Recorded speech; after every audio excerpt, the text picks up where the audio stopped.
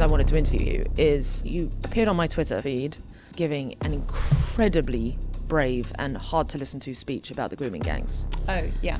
Will the minister accept that, in many cases, these crimes were racially and religiously aggravated? I quote, "We're here to all the white girls and the government." There is no question that the state has failed these children time and again. It went down very badly in the House of Commons on the day. Why? Groups of people within the state were reluctant to identify this phenomenon because they didn't want to be accused of being racist. It makes me so angry. It's crazy, right? Like, that's mad. Like when you're in the Parliament building, like, do you guys like see each other as enemies? No, I mean, I don't. Anyway, I think sometimes about, Federer and Nadal were like such close friends, and then they would get on the court and like smash each other to pieces, and then they would just go back to being very close friends. Right. And similarly, being an MP can be a bit of a lonely business, and the only other people who really know what it's like are other MPs. For me, that trumps like party lines. That degree of control that the government has taken over these sorts of day-to-day decisions, I think is really unhealthy. Paint a picture for the Americans who are listening to this. It was a windy day in London. All of the royal parks were closed in case somebody injured themselves walking in the park. Like on a falling branch or something. Exactly. When I walk outside my front door, my own senses tell me that it's a windy day. Right. And if I think, well, this might be a day that I don't want to be around a load of trees, I can walk somewhere else. The other side of the immigration coin that I feel like is not being talked about enough, there's a lot of emigration happening too. Frankly, I'm one of them. I'm now a dirty expat. Where are the biggest leaks that you think need to be plugged? You can completely imagine a world in which the UK, with totally achievable effort, could totally turn its fortunes around. Katie, welcome to Win-Win. Thank you very much. We actually got to know each other through this Looking for Growth event here in the UK. Yes, last night. It was great. Yes. For those who don't know, it's basically an event trying to stimulate growth and exciting things within fight decline. Fight decline. Because the UK is going through quite a period of stagnation. To the point, I didn't realize quite how bad it was. I was looking at GDP graphs this week. Since 2005, so 20 years ago, the UK GDP per capita was 42k and the USA's was 44k. So very roughly similar. But cut to today, 20 years later, the UK has only gone up to 52k while the USA is up to 85k. And that's also true in Europe. Basically, there's just been this complete decoupling. Yeah. Where and if you look flatlined. You can just go on the World Bank data website, and the US and the UK basically track each other pretty closely. The US is ahead almost all the time, but they track each other pretty closely from 1960, and then they just split. And the UK looks like it's essentially just a flat line, and the US is continuing on the upwards trajectory. It's really worrying. Interesting, because I assumed it was something that happened. Sometime basically there was the 2008 crash. And we never really recovered from that. But you're saying it actually started earlier. No. So it is essentially since the financial crash. So from 1960, it's really close. The two lines basically track one another. Right. And then you hit 07, essentially 07, 08. And then the UK line just goes flat. And the US line has a dip from the financial crisis and recovers. Yeah, so it seems like there's probably many ingredients of why this is happening, but you can probably divide it roughly into two categories. You've got like systemic issues and what I suspect is one of the bigger drivers, which is actually cultural issues. And they're interrelated, but yes. Yes. So let's start with the systemic stuff. Yeah. From the outside, because I now live in the US, yes. right? Texas, especially Austin, where it feels like deep frontier energy. Yeah. Anyone can do anything. There's very little red tape. If you want to start a business, it's incredibly easy.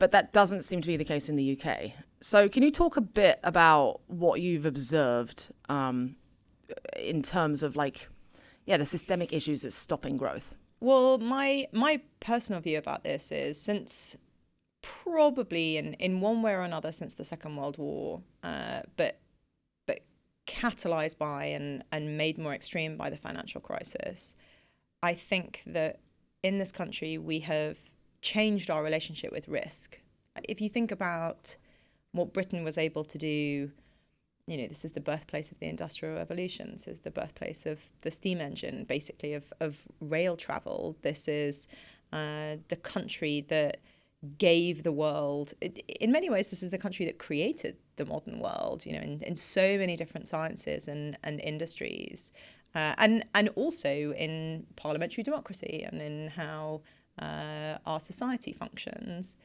But we, you know, at massive cost, emotional, physical, financial, we fought and won the Second World War. And I think a lot of the institutions that were built in the shadow of that huge trauma were more about protecting ourselves than about kind of shooting for the stars. And I can totally see why that might happen. But we then, after the financial crisis, where we had another shock, of obviously a very different kind, doubled down on that and became even more risk averse. You know, if you look at things like, as a reaction to the financial crisis, our ring fencing rules around private sector lending, they're harsher here basically than anywhere else in the world. And the private sector lending market has just never recovered. Even if you look at what happened in the US, say, over the pandemic, they took a very different attitude to people losing their jobs. Now, it's obviously really hard personally, emotionally, to lose your job. And we shouldn't be kind of glib about that. Like, that's a really difficult thing for a person to go through. But in the US, they basically subsidized individuals. So they just did a sort of cash transfer, and lots of people as a result lost their jobs, and then they got new ones and the economy bounced back. Whereas here and in much of Europe, we erred much more on the side of making sure that people kept their jobs, and the economy hasn't recovered in the same kind of a way. So, in other words, we put the pressure onto the companies. Well, I think it's more the fundamental attitude of, in response to a series of shocks, doesn't really cover what the Second World War was, but, you know, in response to the Second World War or the financial crisis or the pandemic, we always just sort of grip tighter what we have and try to protect that, which is a completely understandable instinct. But in doing that, we're actually suffocating it. And if you try to mitigate risk, if the government tries to mitigate risk, past a certain point, you just can't really live anymore. Like, to live is to risk every time you leave the house. So if we're too worried about that, then we can no longer be ambitious. You know, there's no great achievement that doesn't involve a bunch of failure along the way, and also probably that doesn't involve quite a lot of danger. Yeah. But if we are not willing to tolerate a level of calculated risk, which, you know, calculated risk is obviously your stock and trade, then we're just going to stagnate. Yeah. And just like paint a picture for the Americans Sure. who are listening to this, because most of the viewers here are American. But in your speech last night, you talked about that a park got shut down because it was a windy day. Yes. So What? So when was it? 3 Saturdays ago now. It was a windy day in London. And it was a windy day, but all of the royal parks were closed in case somebody injured themselves walking in the park, like on a a falling windy branch day. or something. Exactly. But you know, when I walk outside my front door, my own senses tell me that it's a windy day. Right. And if I think, well, you know, this might be a day that I don't want to be around a load of trees, I can walk somewhere else. If I think, I'm sure this will be fine, then I should be able just to go for a walk in the park. And I think that degree of control that the government has taken over these sorts of day-to-day decisions, I think, is really unhealthy. And what that leads to is a population that can't, as I say, that can't take risk. Right. And there's all sorts of areas. I think I also talked last night about, you know, it's now illegal to offer for a business or a restaurant or a cafe to offer unlimited refills on higher calorie drinks. So if you and I go out to a place that offers unlimited drinks, we could get a Diet Coke or we could get a Fanta Zero, but we can't get a bottomless full fat Coke or a hot chocolate or a mocha because it's been banned. And of course, governments want people to be healthy. The aim is never the problem. It's how it ends up being articulated and what that means for our day-to-day liberty. Right. And like, what precedents are you creating in order to have... I mean, I agree, generally speaking, it's a bad idea. Like, I'm just trying to like put myself in the mindset of someone who would just go and have like 10 refills of Coke. It's probably some kid or someone who's not very aware of their health. I agree, like, ideally you want to help those people not do that. But by creating this precedent where it's just like, no one can have it. Basically, you're just taking away adult agency. But it's also for the sake of a very, very tiny sliver of the population. Whose behaviour you are not actually going to affect, to be clear. So it's not like you can... all the international evidence essentially indicates that when it comes to trying to change people's behaviour to lose weight, which is effectively what's behind this, then nothing works. It seems a reasonable conclusion. I mean, short of like being made to do more exercise, like. Well, even then, like you effectively can't make people do that. You know, in a similar way to, you can't force people. You can try and control them, but you can't force people to kick a drug addiction, right? You can support them, you can help them, but it's not actually possible, short of like locking them in a cell. And controlling their diet for the state to change somebody's weight. It just can't be done. And probably, I think it's not unreasonable to conclude that the solution to that would be a technological one and a pharmacological one, which is what we're already seeing. And exactly, Ozempic and things like that. But there's I observe always a massive reluctance on behalf of the government, the state, both political and official, to say, well, maybe actually there isn't anything that we can do about that.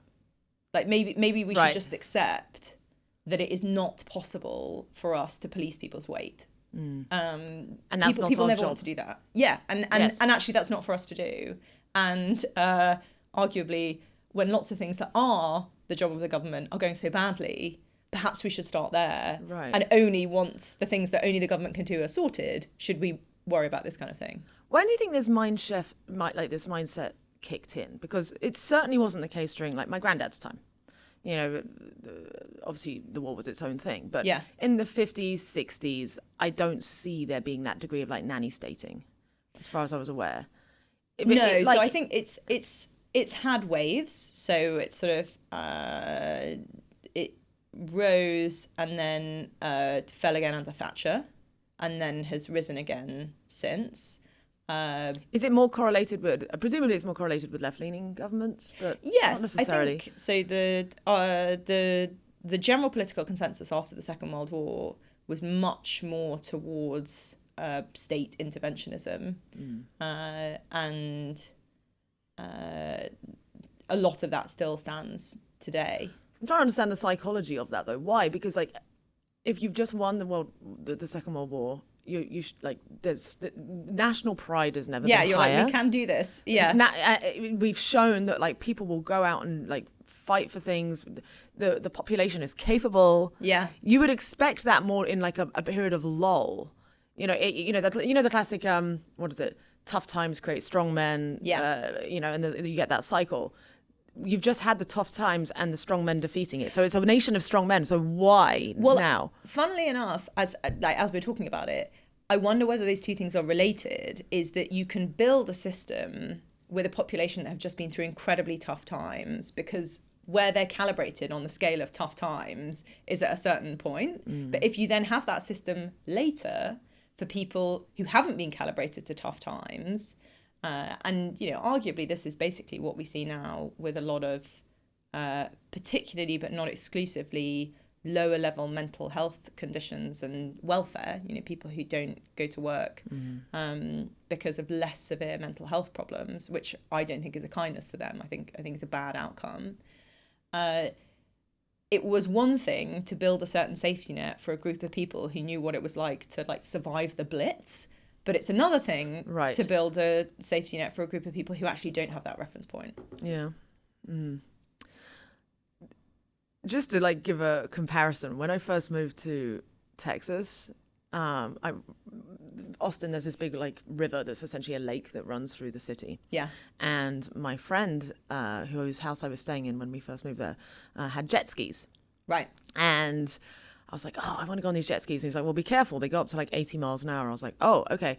What's the speed limit on the lake? And he's like, I have no idea. What do you mean? Yeah, no, he's like, I have no idea. Look it up. So I look it up, but I'm like, okay, what is the lake? Because, you know, it's a pretty busy lake. Like lots of people on it, especially on weekends. Literally, the legal, you know, do not drink on the lake if you're operating machinery. That feels Makes sense. That feels like a good rule. But when it comes to speed, at your discretion. Yeah. Don't hurt anybody. Be sensible. Be aware of the surroundings and other people at your discretion. And I was just like, oh my God, I'm home. Yeah. Like, because you're just treated like an adult. And I think that one of the moments that really stands out to me about this was, I don't know if you remember this, but again, during the pandemic, there was a point at which the rule was basically that you could go to a hospitality venue, like a restaurant or a pub, and you could have a drink with a meal, but you couldn't go just to have a drink. Like, why that was the rule, I can't quite remember.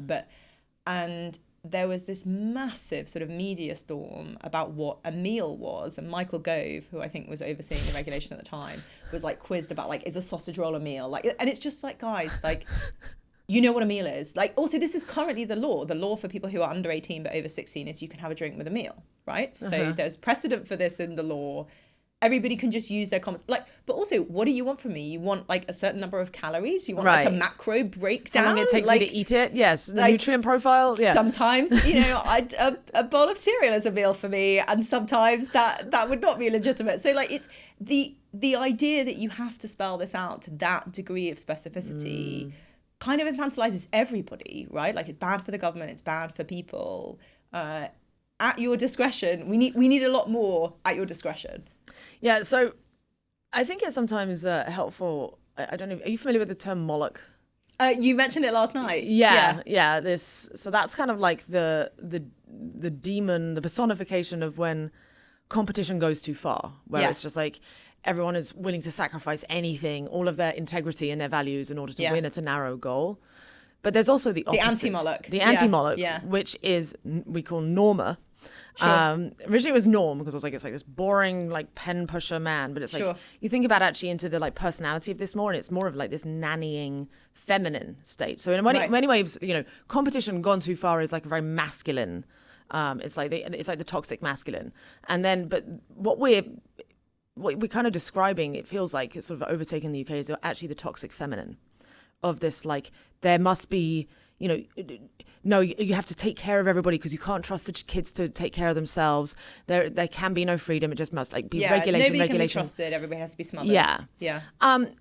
How is that manifesting in like what you've seen? You know, you've worked in the government now for how many years? I did a few years in government, and I've been a member of parliament since last July. Right. How are you noticing that manifest in like within the system? Like, where are the sort of the worst, or I guess the biggest leverage points whereby if you were to try and attack this like Norma mentality, this safetyism? Well, one of the problems with it is it's cumulative and it's everywhere. So I think, let me get my quotes right. I think this was Michael Gove on housing regulation, but he said, you know, every piece essentially of the planning framework is individually justifiable but collectively intolerable. And that is the problem that you have if you're trying to fight this sort of smothering energy, is death by 1,000 cuts is kind of fixed by 1,000, this metaphor is not working for me, plasters? I don't know, but it's all of the fixes are quite small, but you just need all of them together, which is not... you kind of need a big vision about why that matters, about why risk is important, and the big things that we've achieved as a country are important, then to be able to explain to people, well, we've got 2,000 little regulations, all of which need to be changed a bit, or all of which need to be taken out, or whatever it might be. So I think in some ways the sort of unsatisfactory answer to where you would get the maximum leverage is kind of like a little bit everywhere. But you could imagine a rewired government or state that was orientated around being free, a base assumption that everybody is free to do whatever they want, unless it really is harmful to other people. What would it take to do that? Because again, like, I keep talking about Texas, but like they've had that as their like core philosophy for hundreds of years, like since the inception of the state. Well, we had it as our core philosophy for a long time. Right. This is not the situation we find ourselves in now is not an inevitable consequence of the way that Britain is. You know, this country was fantastically enterprising for hundreds and hundreds of years, and I believe can and will be again. But you'd need a massive mindset shift away from worrying about the small ways in which, I mean, to me, a society in which people can't do things that are slightly detrimental to them is not a free society. You know, is it objectively a good idea to have a drink at the weekend? Well, maybe not, but I will decide that. Thank you very much. And I will suffer the consequences if there are any. Now, obviously, not that I would ever do this, if I go out and I drink far too much and I punch somebody, like that's a problem. It's appropriate then that, you know, society as personified by the state steps in and says, well, we can't be having that. But we would need to move to a mindset that said it matters much more to like shoot for the stars than it does to worry about the small things that people might do that might be detrimental to themselves. I think that's just popping to my note. I wonder what you think of this. Because looking back at COVID, one of the biggest arguments people were always making about like, it doesn't matter, like the vaccine must be mandated. I was always pro-vaccine. You know, I got the jab and so on, but I was unbelievably against mandates. Yeah. Because especially once it was shown that the vaccines didn't really stop transmission. If they were perfect at stopping people from catching and transmitting the virus, maybe there could be some kind of argument. Maybe it would have to be absolutely airtight, but there wasn't even that. And yet it was being, regardless of what your health profile was, you know, what your personal risk, old or young, and once it was shown that like a young 18-year-old man, like basically at no like major mortality risk from COVID. It was like, you cannot mandate what someone puts into their body. And one of the biggest arguments that was made was, yes, but think about the NHS, the pressure on the NHS. And so that was used as a justification for essentially taking away people's bodily autonomy and right to choose. And I wonder if like subconsciously that's also going on when like you hear about people, because, you know, I remember going to university in Manchester and seeing, I myself, everyone getting absolutely shit-faced almost every night on weekends, and there would be like people passed out in the streets and so on, like obviously bad, like alcohol taken horribly to excess, and often people end up in A&E. And you know, there's the old adage, don't go to A&E, the emergency room, on a Saturday night. You won't get seen for hours because it's just full of drunk people. I agree, that sucks. You don't hear these arguments in the US. And again, obviously the US health system has tons of problems. It's very expensive. You know, I would hate to be someone with like very little means trying to get and having any major illness. But it's that trade-off that seems to have been made between the collective and exactly. And so I wonder, because the NHS is under so much pressure, I wonder if that is subconsciously also like justifying this nanny status stuff, because it's like, we can't have people going outside on a windy day because if a branch falls on them, that's more pressure on the NHS. Does that ring any truth to you? And similarly, people who are very overweight are a lot of pressure on the NHS. Totally. Diabetes, all of these, you know, like self-inflicted illnesses, which the state feels, because the state is having to like take care of everybody and their health, they feel justified telling everybody that, okay, like literally denying people their freedom of how they treat their health. So what are your views on like actual privatization of healthcare? Because I'm now much more on the fence. I used to be so pro the NHS once I lived in the UK, but now I've seen the other side of it, and I've lived in a free, like truly freedom-loving place with expensive healthcare, but actually probably better quality healthcare. I'm like more leaning on that side. So I think that there is no world in which it would be at all a good outcome for health in this country to be anything other than free at the point of use. There are different models around the world though, and I think what can be a shame here is the only comparison that we ever really seem to draw is with the States, and i.e., by objective data measures, the health system in the States is not a good one. Now, it does... Life expectancy there is horrible, yeah. And avoidable death, which is the kind of, in a way, the ultimate metric of your health system, is not so hot in the States. How is that calculated? I actually don't know exactly what the methodology is for it, but it's basically, if you had a perfect health system, sort of everybody's... all of the illnesses that would be caught and how people would be treated. It's also not very good here. It's much higher in Australia or Japan or France even. And there are very few countries around the world that have systems like ours. So the fundamental tenets of the NHS, and maybe here there's a sort of first mover disadvantage, because what we did with the NHS was kind of, we were one of the first countries in the world to attempt to do something like that. And maybe there's some of it from inception, well, there definitely is some of it from inception that still really serves us, and maybe some of it that doesn't.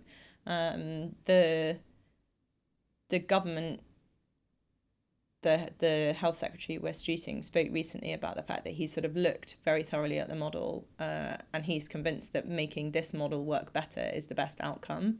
I haven't looked enough into that in detail. Like that may well be true, but I think it's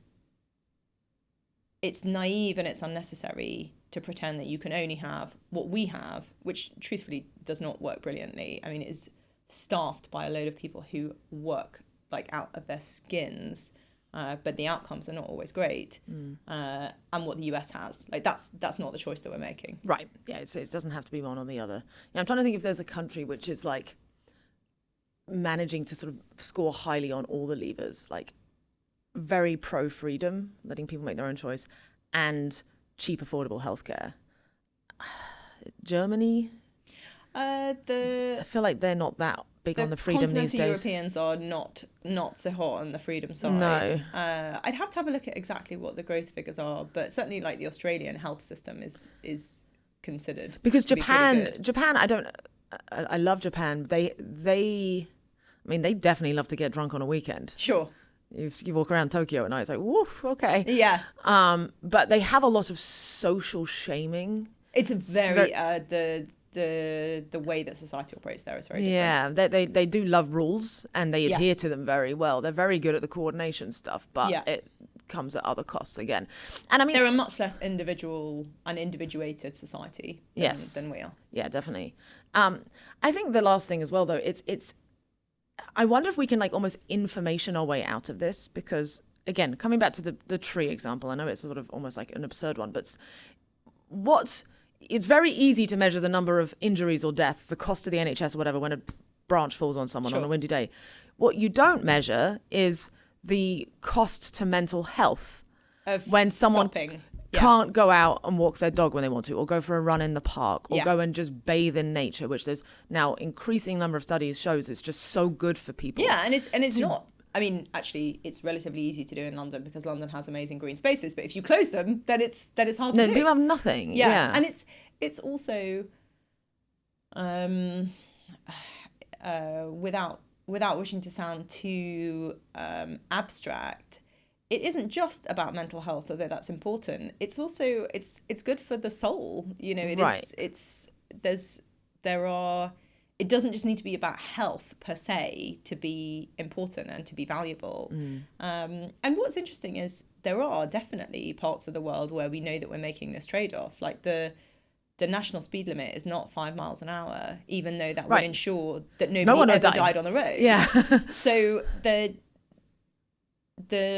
in most things, most of the time, people can feel instinctively that the right amount of risk is not none. Mm-hmm. But exactly as you say, it's often a lot easier to measure or even just to talk about anecdotally the bad things that might happen if you don't have a rule versus actually the low level cumulative way in which we are, I think, eroding our humanity. If you do have all of these rules, you can't, people are left with so little maneuverability, and that's bad for us individually and collectively. Yeah. I wonder if there can be some kind of like sunset clause, or, I don't know how many new rules are made per year. Has anyone tried to measure or track that? There is in theory, I think it came in under Cameron. There is David Cameron, the Prime Minister. There is a requirement for measuring the impact to business of a policy. Well, not measuring, forecasting. But in my experience, firstly, that's just completely ignored. And secondly, nobody goes back and looks at it later and says, oh, well, we thought that this would add this amount of friction and it's actually 10x that or whatever. There's no, and therefore we're going to repeal it, right? There's no sense of that. And so there's nothing built into the system that forces people to address the unintended consequences of what they might have done. Yeah, I mean, like one proxy you could have is literally, because it's almost like, if your legal system is a computer program, it's like lines of code. Yeah. How many lines of code are there in terms of rules that you have instantiated? In theory, that is like a quantifiable thing. Yeah. It's immeasurable. And, I've heard people sort of say like there should be, after every 5 years, every single rule should be re-examined and decided whether actually did this make sense or not. And the default, instead of the default being, well, we'll keep it, the default should be it'll disappear unless it is proven to be justified. Yeah. That would be another shift. I don't know if any nation has actually adopted that kind of I don't thing. think there's a model like that anywhere in the world. No, but it could be good. Coming back to this idea of like red tape, a couple of other points you made in your speech last night. The UK used to have the largest fleet of nuclear power reactors. Yeah. Huge proponent of nuclear energy. It's like one of the cheapest and cleanest, like it's basically zero carbon ways. People don't realize how clean it is as a form of energy. It's also very secure, right? Yes. If you have a load of nuclear power stations and they're all in your country, then you aren't reliant on anybody else who may or may not be friendly to you to provide your power. Yeah. And I mean, especially, I've been banging on about how it's insane in America, especially in Texas, that there isn't solar panels on every single roof because there is so much sun. Yes. There. Meanwhile, I'm driving around Kent, where I'm from, here, and there's solar panels everywhere, which I'm like, you're telling me that's cute. But at the same time, the amount of sun we have compared to, it's like depends on your location, your geography, your weather, what you should be leaning into. And it's often, I mean, I'm an MP in Kent. It's often really not cute. So it's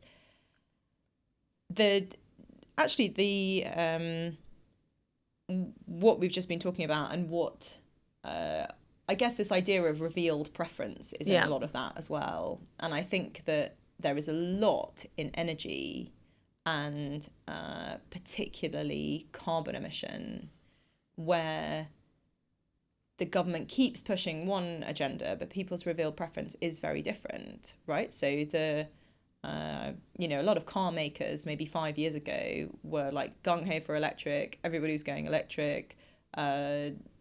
The deadline for when you were no longer going to be able to sell an internal combustion engine car was set. Then it was brought closer to today. It was made even more ambitious, if you like. 2030 now, right? Yeah, so it was 2035 and then it was 2030. Fast forward to now, and a load of car makers are basically saying that we can't shift this product. Like people don't want to drive these cars.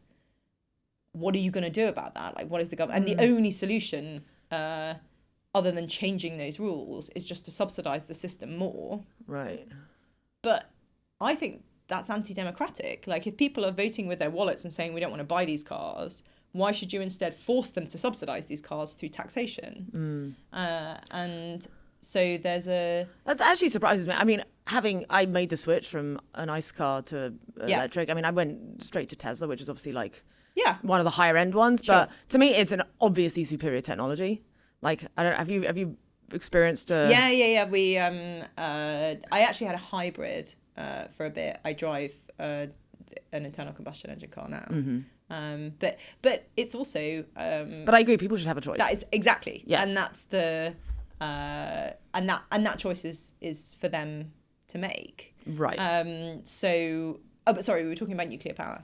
Well, yeah. So, I mean, you made this fascinating point, which was we used to have the largest fleet of nuclear power stations on Earth. Is that actually true? Yeah, we had the largest. The French did an amazing job of building loads of them very quickly. But we got out of the doors quite quickly, and then. So once upon a time, we were a leader in it. Yeah. And now it's taking 10 years to even get approval to build one, let alone build it. And if you get approval at all, I mean I think they spoke earlier in the evening, but the guys who wrote the foundations paper, which for any of your listeners in the States, if they haven't read, I really, really highly recommend. So I'll stick it in the show notes. Yeah, it's a brilliant explanation of essentially why you can't build anything in the UK. And unsurprisingly, what we're saying about risk is a huge amount of that as well. So with nuclear power, in the US it's called ALARA, in the UK it's called ALARP, as low as reasonably, I can't remember what it is in the US, achievable, I think the A stands for. In the UK, I think it's as low as reasonably possible. But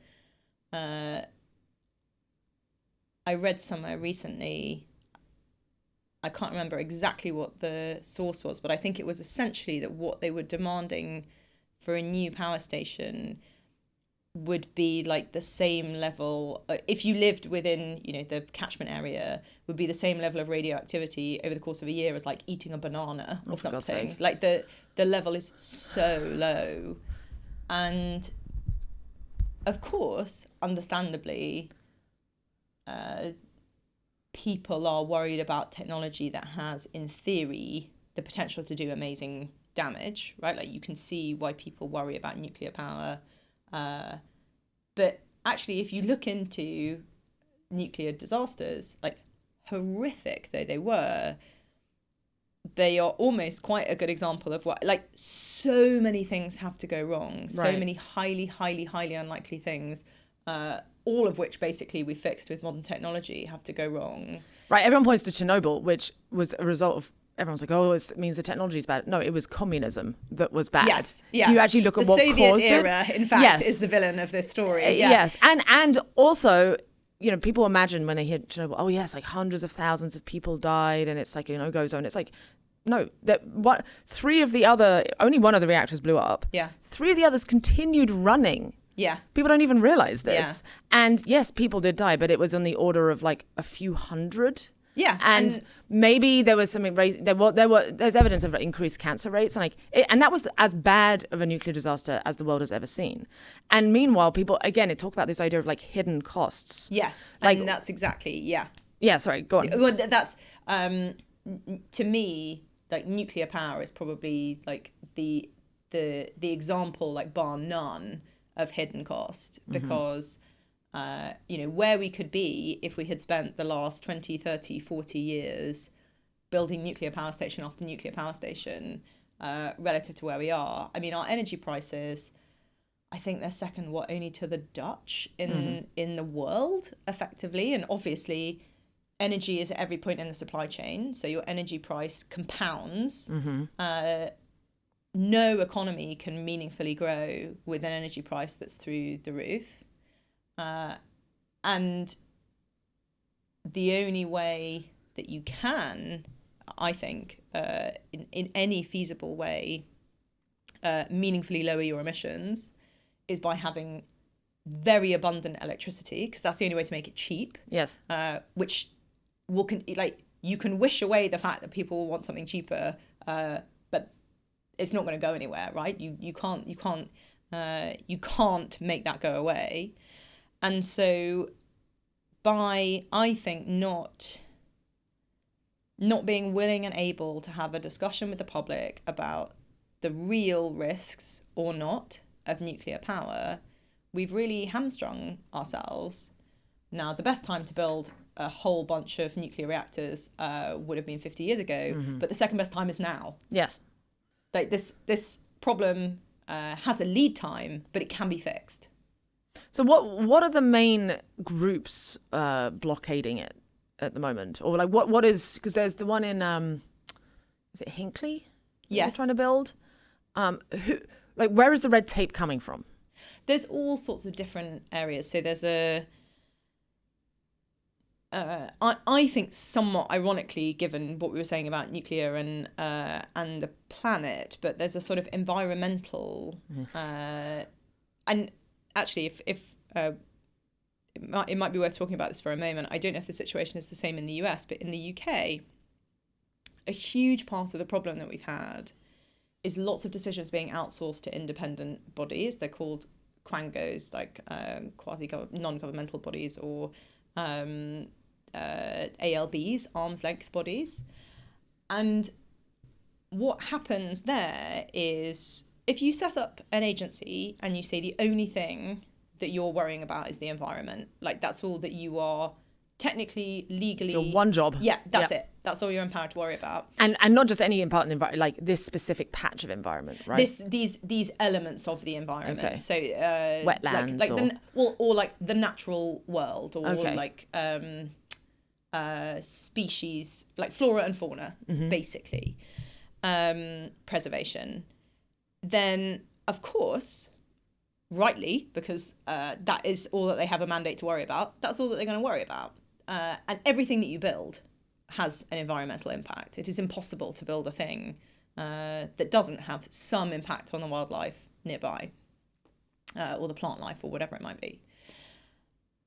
But the job, I think, of politicians is to balance all the public goods and public harms and decide what the best outcome is for most people most of the time, whilst making sure that there aren't any sort of truly unacceptable, appalling outcomes for anybody where that can be mitigated. But if instead you silo off all of this responsibility, then, and you give all of those people a veto power, then you're never going to get anywhere. We've been talking about the pandemic a bit this afternoon, but it's a bit like if you have a pandemic advisory body that is only made up of healthcare professionals, they are only going to care about healthcare outcomes, and rightly so. That's fair enough.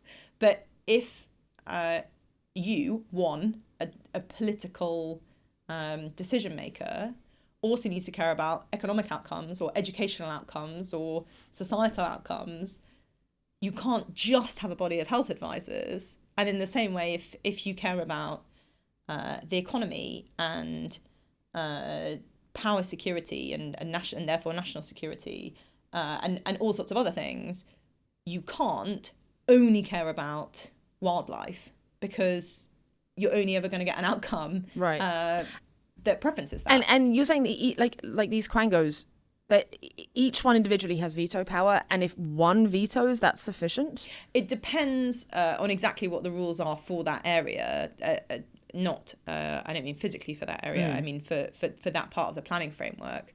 But in some parts of the planning framework, yes, that's true. And there are also a load of quirks in the system, some of which are actually left over from Europe. So one of the classic examples is the great crested newt, which is actually happily very commonly found in the UK, but it's very rare in Europe.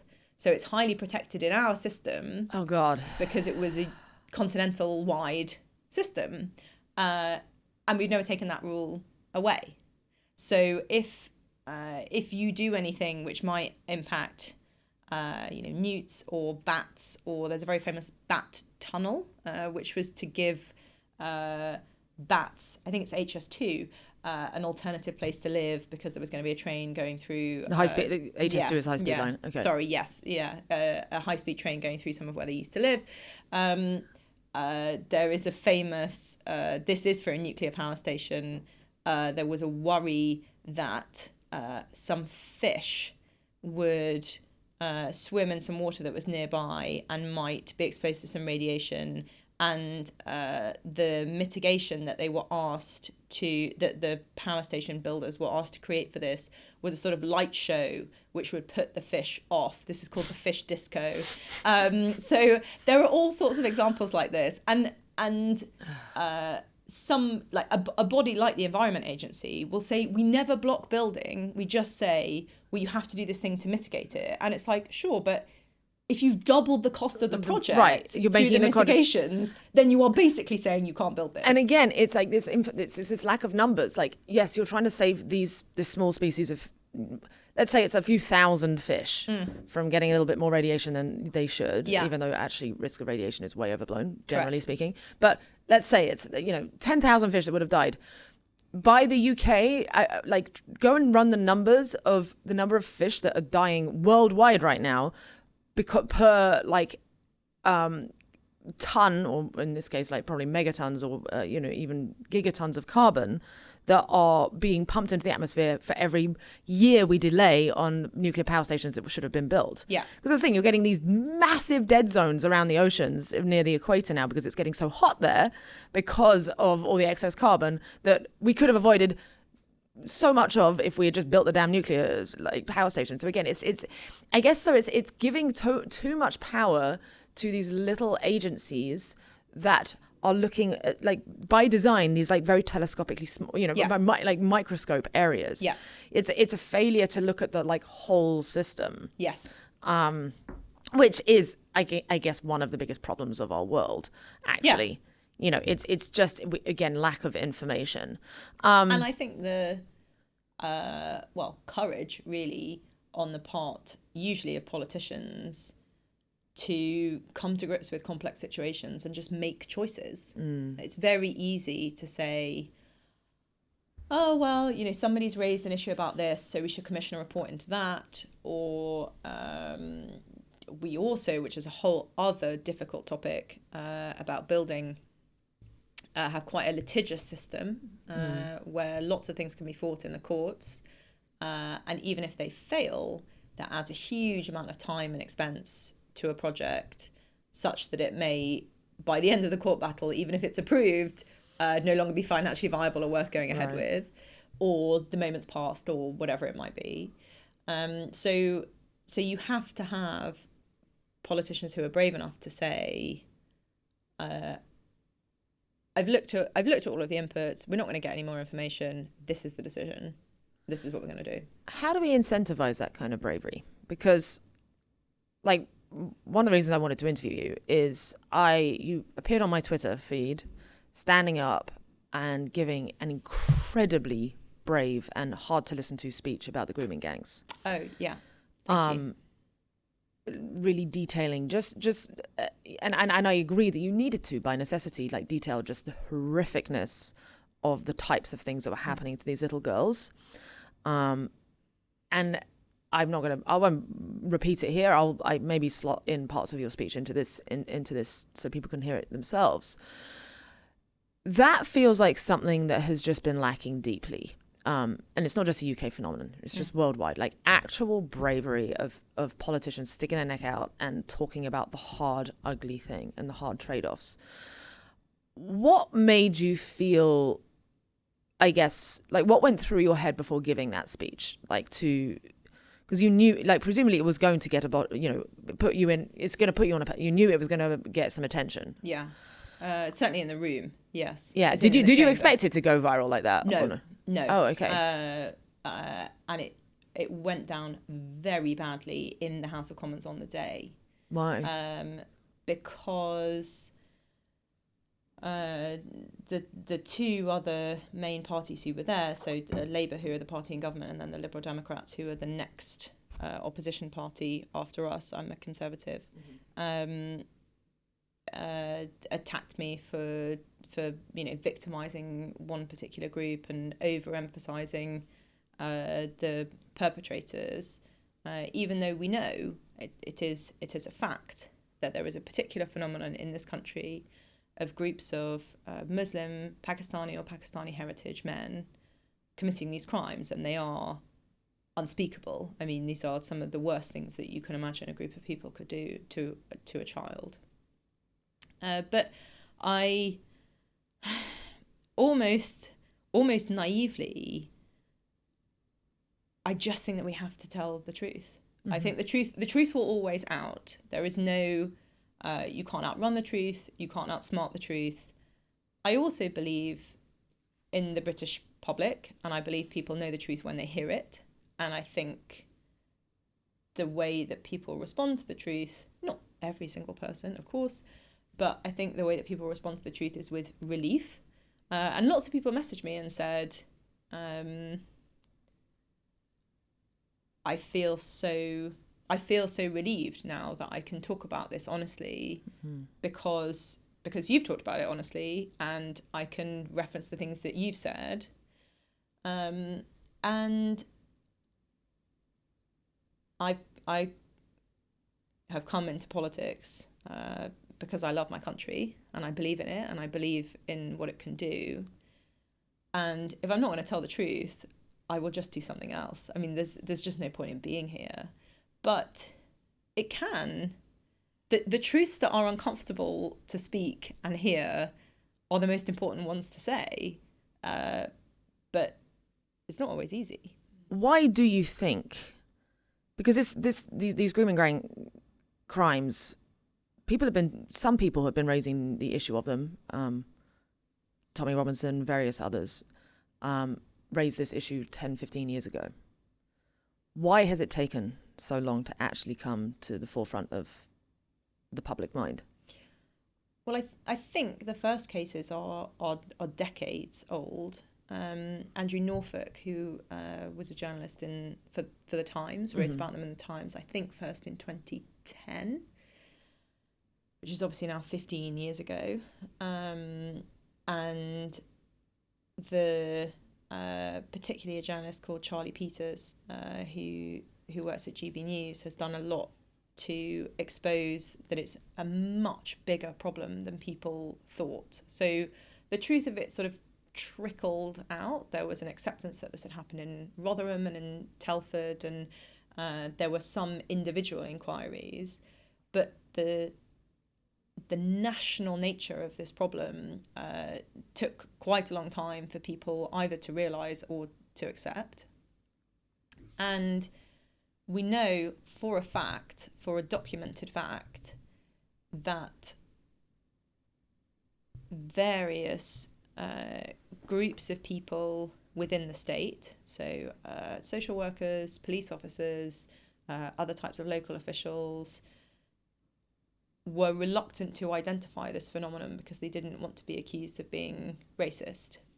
And we know that this is a problem in other areas as well. So in the Manchester Arena attack, the security guard, who later gave evidence in the inquiry, said that he saw the bomber and he thought that he was acting suspiciously, but he didn't want to stop him because he didn't want to be accused of racial profiling. And when I say that, the uncomfortable conversations are the most important ones to have, of course, we have to be, and we should be, very careful that we aren't painting everybody with the same brush, that we aren't encouraging people to do that. But we also have to be honest. And I think it took a very long time for the truth of these crimes to come to light. And we were talking earlier about hidden costs. I mean, the cost of that is obvious and documented, which is that thousands more children were, I always describe it as sexual torture, because it's like, we're talking mass regular rape on an industrial scale. So the cost of worrying so much about that you couldn't tell the truth is unspeakable. Like what these children have had to go through as the price of that is almost unthinkable.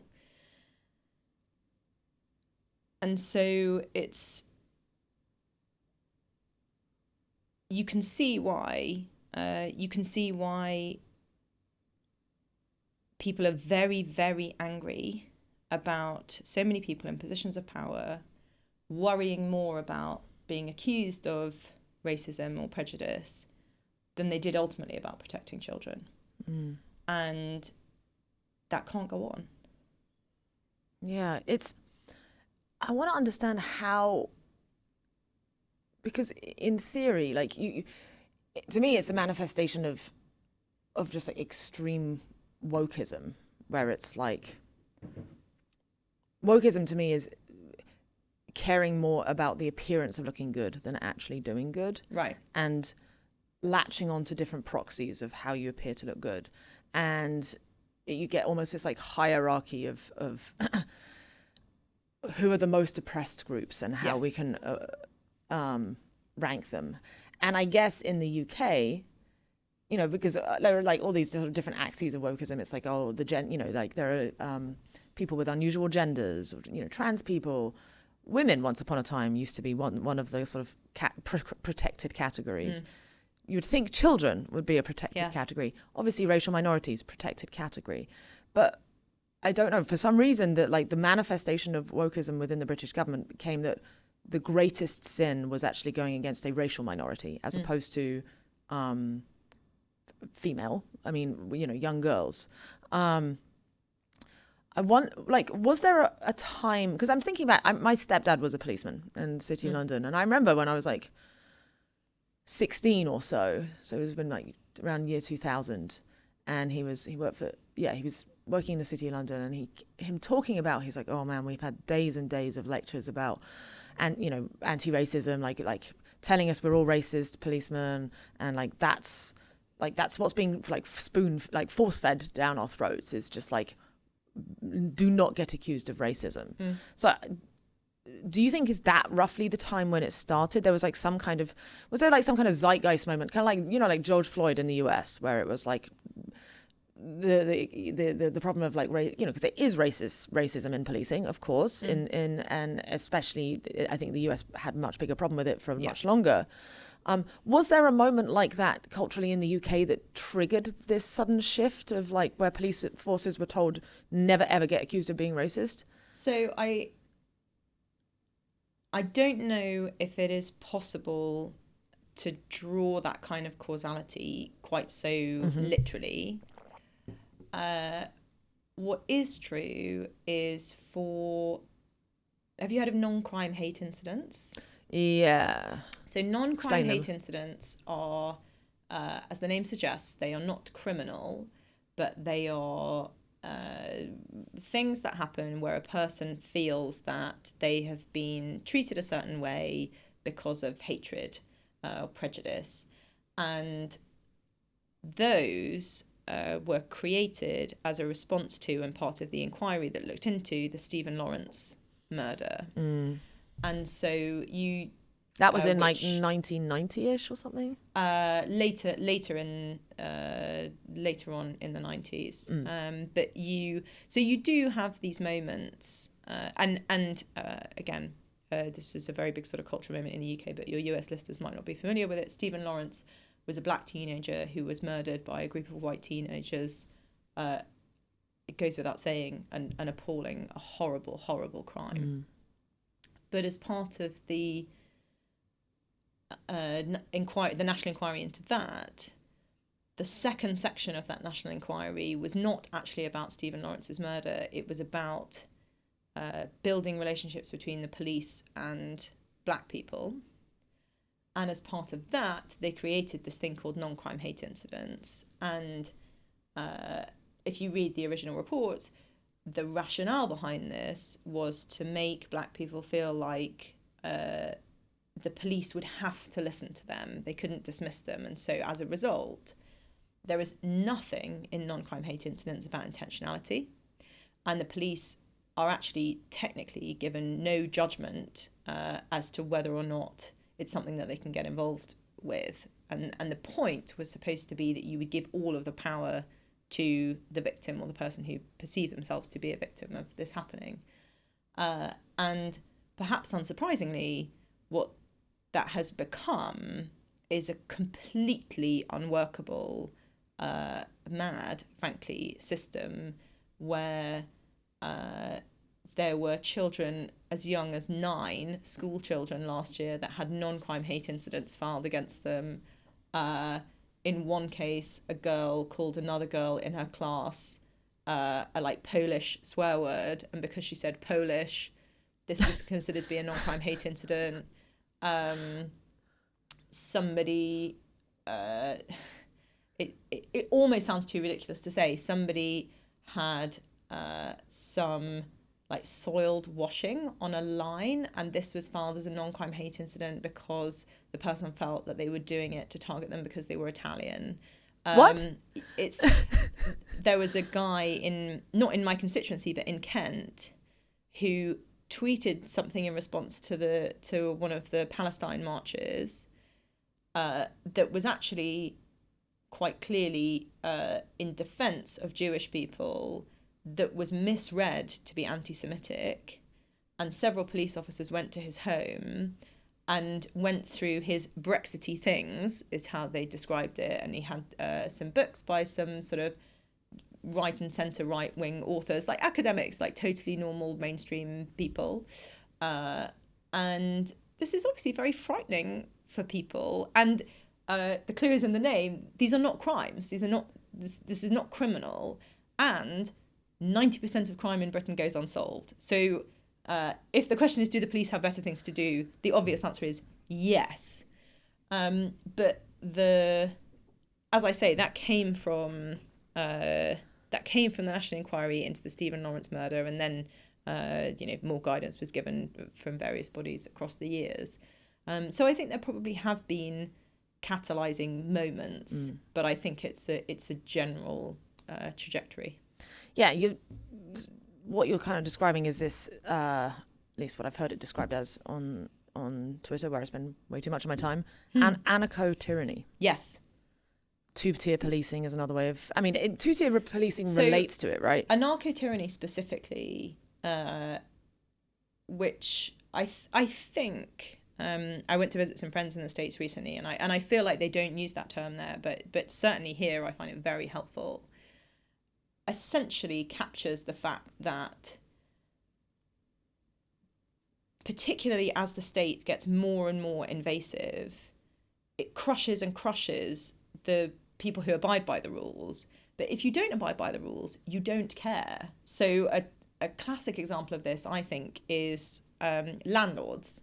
So if you are, and they absolutely exist, a terrible, immoral landlord, you don't care about your tenants, you let them live in mouldy, unsafe conditions, you've stuffed a load of them into a house that can only legally take 4 people, and there's like 12 people living there.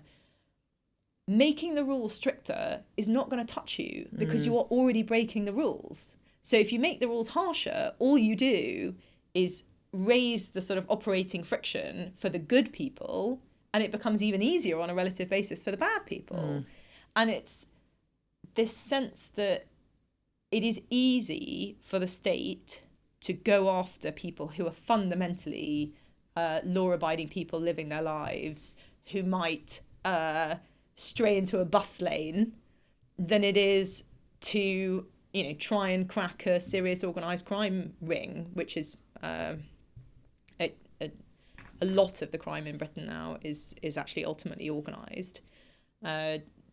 Career criminals, something like, the stats vary year on year, but at least over half, 54% of crime is committed by less than 10% of criminals. The specific stats that I remember from the year that I remember is 9% and 54%, but it's always around that order of magnitude. And so, the idea that the police are spending all of this time on non-crime hate incidents, which are usually at most, broadly law-abiding people who might have been a bit rude, and at worst are people like that man in Kent who did absolutely nothing wrong at all, whilst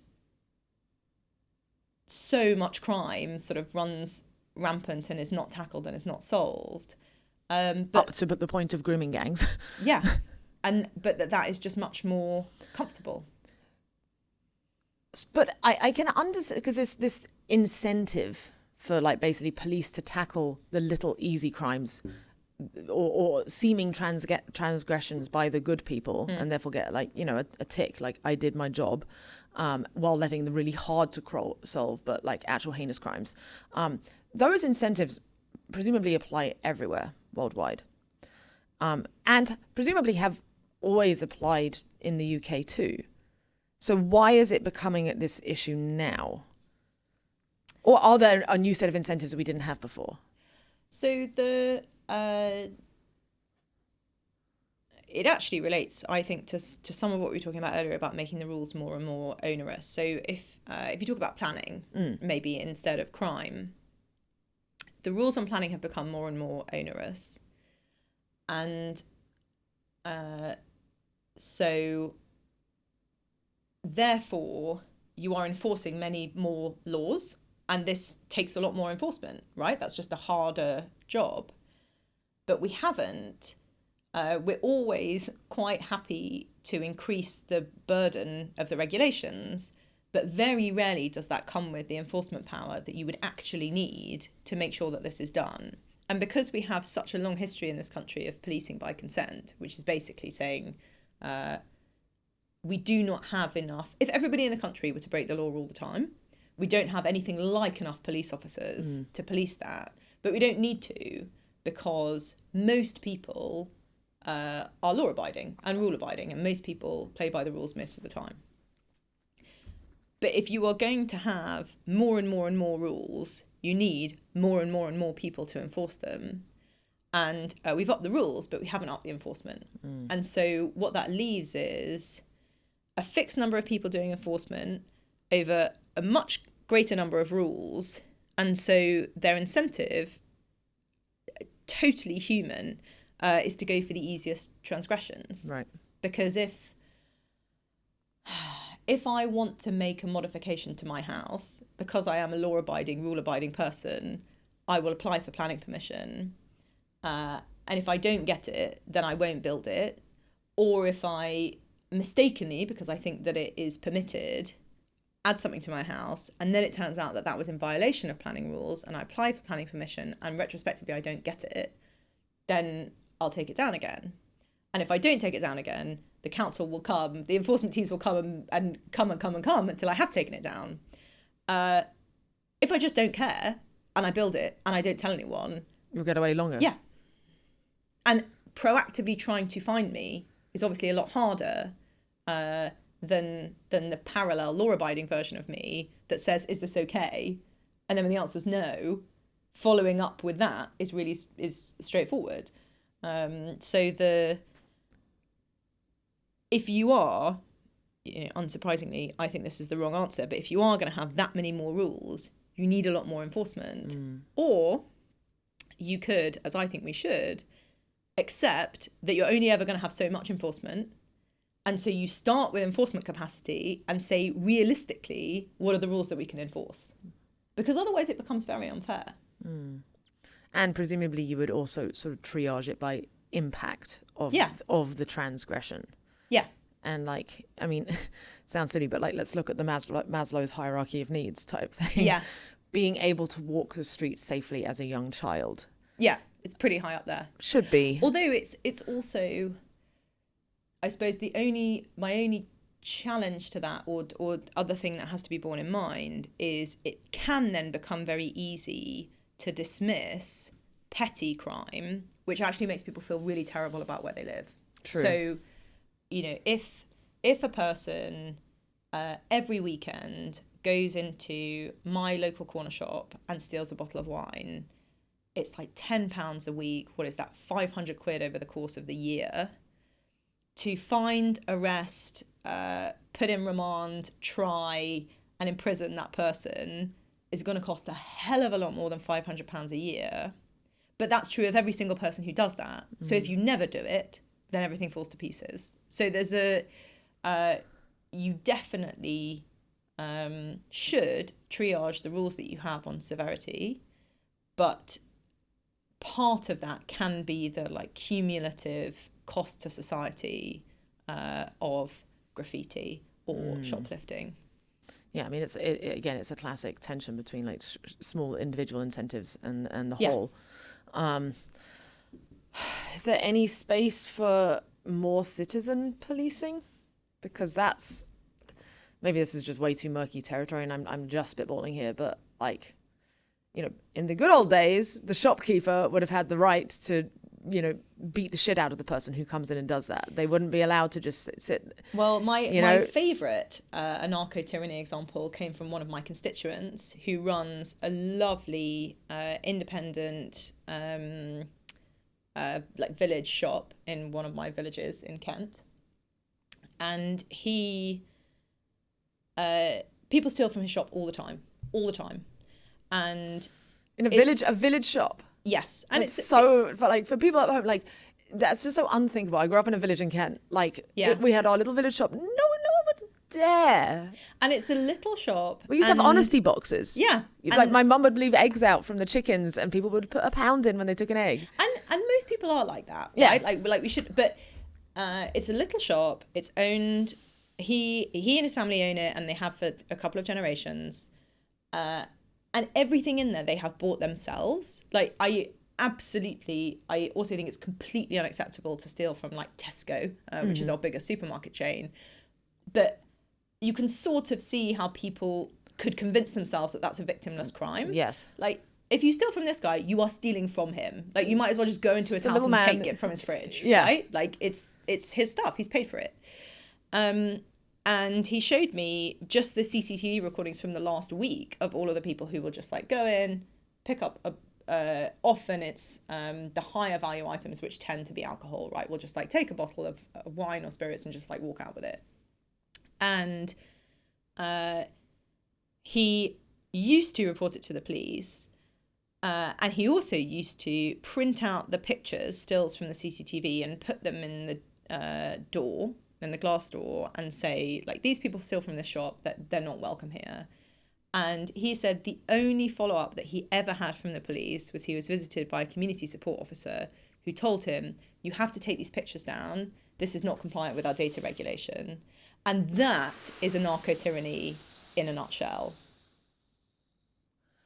It makes me so fucking angry. It's crazy, right? That's mad. It's insane. And that's, I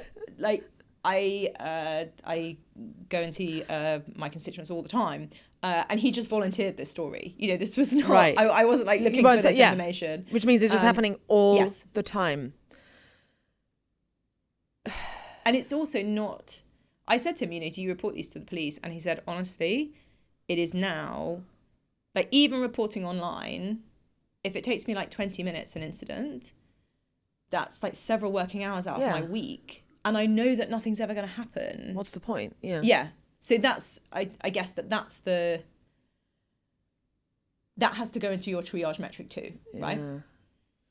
Yeah. I mean, this is not a uniquely UK thing. To be clear, that's definitely an issue that's happening in the US a lot. You see, and I mean, one of the ways the stores, you now go certainly in certain areas of San Francisco where you've been having, the petty crime thing has gotten so bad that because they made it, if you stole anything under the value of $1,000, the police wouldn't do anything. Yeah.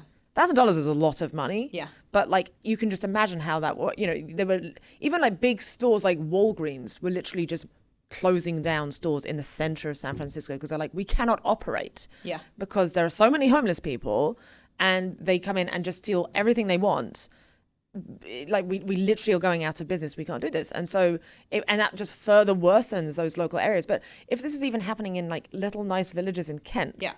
So this sort of breakdown in social trust, I think there are many reasons why it is happening whereby, young people have always been more likely to, I stole a CD when I was a kid, I know.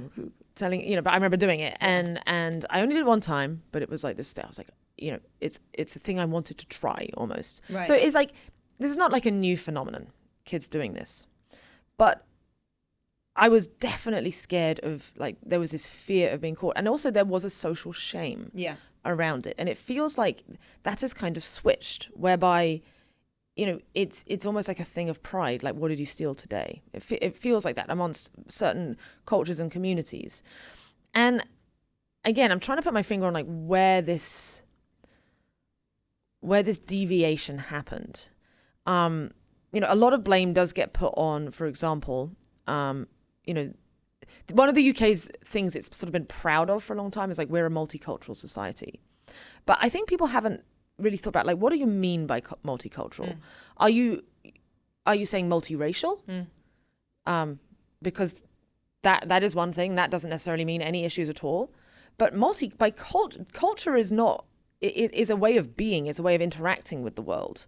And if you are by saying multicultural, like, we're starting to see like pockets of the UK where there is being no integration. Like, was it Robert Jenrick was talking about Birmingham, how he was it him who was talking Yes, about walking? it was.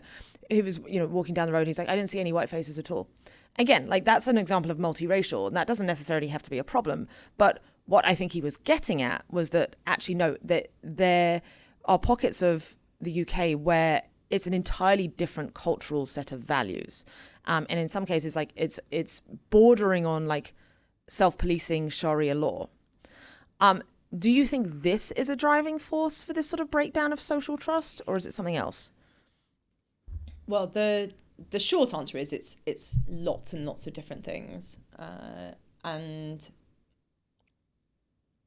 certainly the example that I was talking about in the village in my constituency, broadly the culture there and the sort of background and makeup there has been pretty consistent basically forever.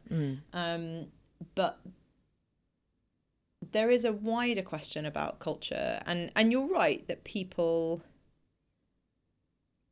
can use a lot of this language very imprecisely. So, and also a lot of these words mean multiple things. So if you use the word culture in a kind of arts and culture context, then that is material culture, right? It's how you dress, or maybe the music that you listen to, or television, or theatre, or art, or what you eat. And that kind of culture, I think lots of people celebrate having all sorts of different types of that, which doesn't mean and shouldn't mean and mustn't mean that you can't be proud of British material culture or food or whatever it might be.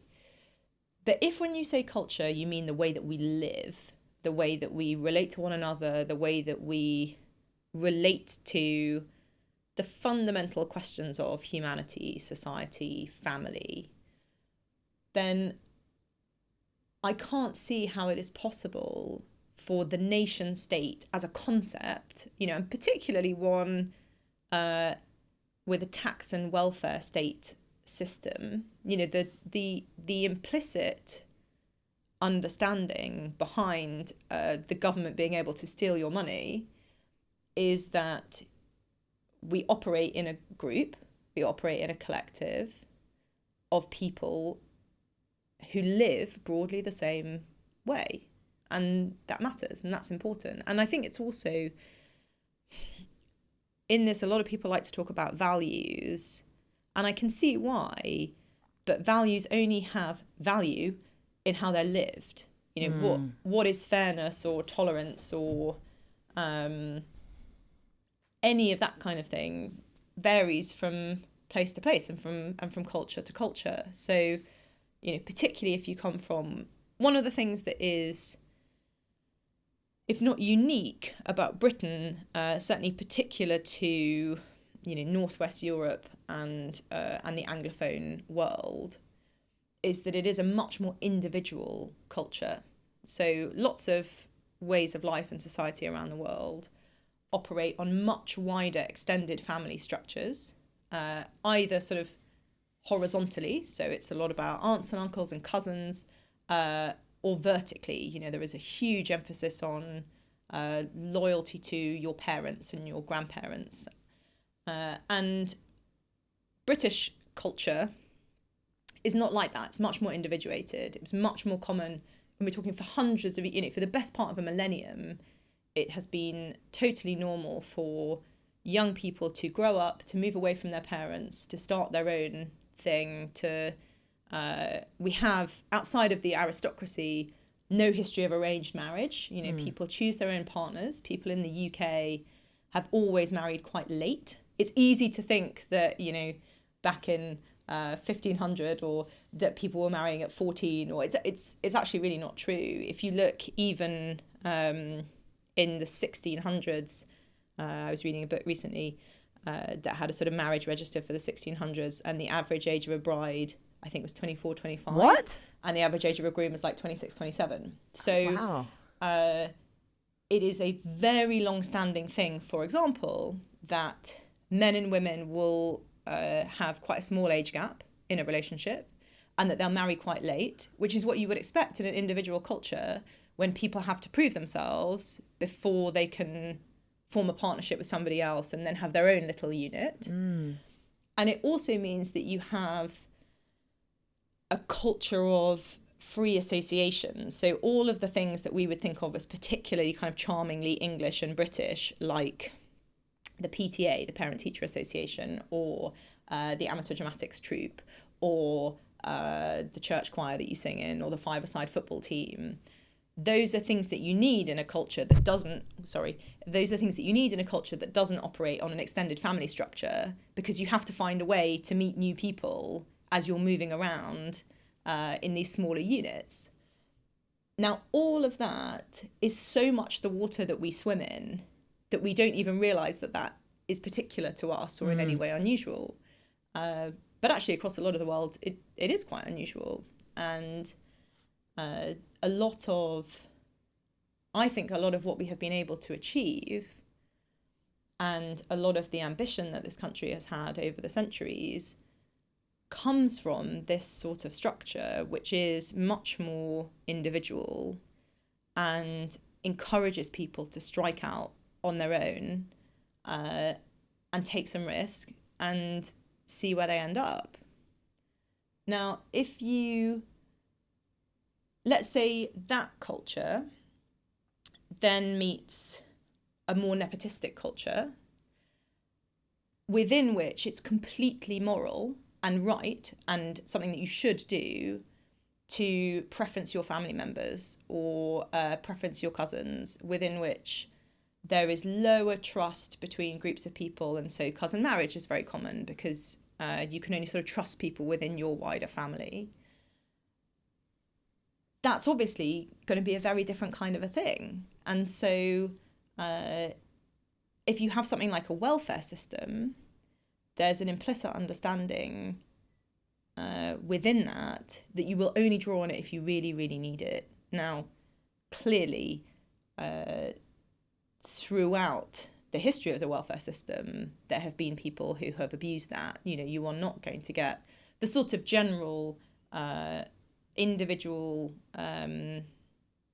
enterprising and high trust culture that you get in the UK. Is not universal, right? Like there have always been criminals, there have always been prisons, but that is your sort of baseline. That's your starting assumption, and so if people come to this country, then along with all of the other smaller material things about how we live, there are fundamentally important things about the way that we interact with one another, relationships between the genders, how we feel about people who are gay, how we feel about people who are different from us in general. All of those things take time to learn and to understand, and you can't teach them in a classroom. And this is the danger of talking about values, is it's not enough to say, oh, well, we're a really tolerant country. Because if I have no frame of reference for what that means, I can't learn that just by being told. I have to live it. I have to see it and experience it. And you can see in some of the awful things that to go back to the grooming gangs, that some of the disgusting things that the criminals and perpetrators have said, how differently they think about sex, how differently they think about childhood, how differently they think about women. And that is a problem. And my view is one of the reasons that the volume of immigration that we've had is such a problem, is you can only teach so many people that at any one time, because it has to be lived. Right. There has to be a sort of core group of people into which you can integrate. And if a sufficient number of people come, then actually you don't need to interact with that many people who lived here before. You literally just get an island of that previous country there. Yeah, that's maintaining it, and we're seeing that, like, clearly. Like, there was a rape of a little, I think a 10-year-old again, like, just the other day, and well, not the perpetrator got arrested, and he ended up getting a kind of lenient sentence because the defense argued he didn't know it wasn't okay. I think in this case it was like a 16-year-old or something, but he didn't know it wasn't okay to just like rape a girl. Well, there was a man recently, maybe this is the case that you're thinking of, who had come here and was staying in an asylum hotel, so was being, housed and paid for and fed, clothed by the British people, by the British taxpayer, and dragged a 15-year-old off a street in broad daylight and raped her, and said exactly that. Said it was, he blamed cultural differences for his behaviour, which, is obvious rubbish, and I don't think that I don't think the judge had much truck with it either. But it's interesting that he felt that was even something that was legitimate to say. Right. And I mean, his defense probably told him to say it. His lawyer. Well, his defense lawyer did say it. Yeah. And whilst clearly, that is mad, there are cultural differences between the different people of the world, and you can observe that within 5 minutes of going to a country that's culturally different. Go walk down the street in a skimpy dress in Cairo and see what happens to you. Yeah, or it's not going to work out well. Go and be a really raucous woman in a restaurant in Tokyo, or there are all sorts of things, and it doesn't have to be. Sometimes it is, but it doesn't have to be a value judgment that some are better or worse. But also, I think we should have the courage to say, actually, that some of them are better or worse, or at least that we don't want them here. Yes. No, I've started hammering this point a lot on my social media. It's just like, it's okay to say that not all cultures are equal. Yeah. I don't know where we got this weird, like, again, I think it's a manifestation of wokeism. It's fine to say race, let's, all people are equal. Let's judge people by art. I couldn't care less what you look like. Exactly. It's Skin about color. how you live. It's how you live. It's exactly. It's how does your culture interact? How do you relate to other people? Yeah. And there are some ways, I think we can all agree, like a culture within a murdering drug cartel, we don't like that culture. That is a culture. Is that group of people? Exactly. Yeah. Is that equal to the culture of a group of charity workers, a knitting circle, or a knitting circle? Yeah. No. So that extends onto larger scales. Some religions can be a culture. And I think it's fine we can look at it, and that's not saying you can't do that religion, but we can make a choice. Do we want that religion to take over our culture? Yeah, we should be having this conversation. And I do feel like at last the Overton window has opened on this in a way that I haven't seen before.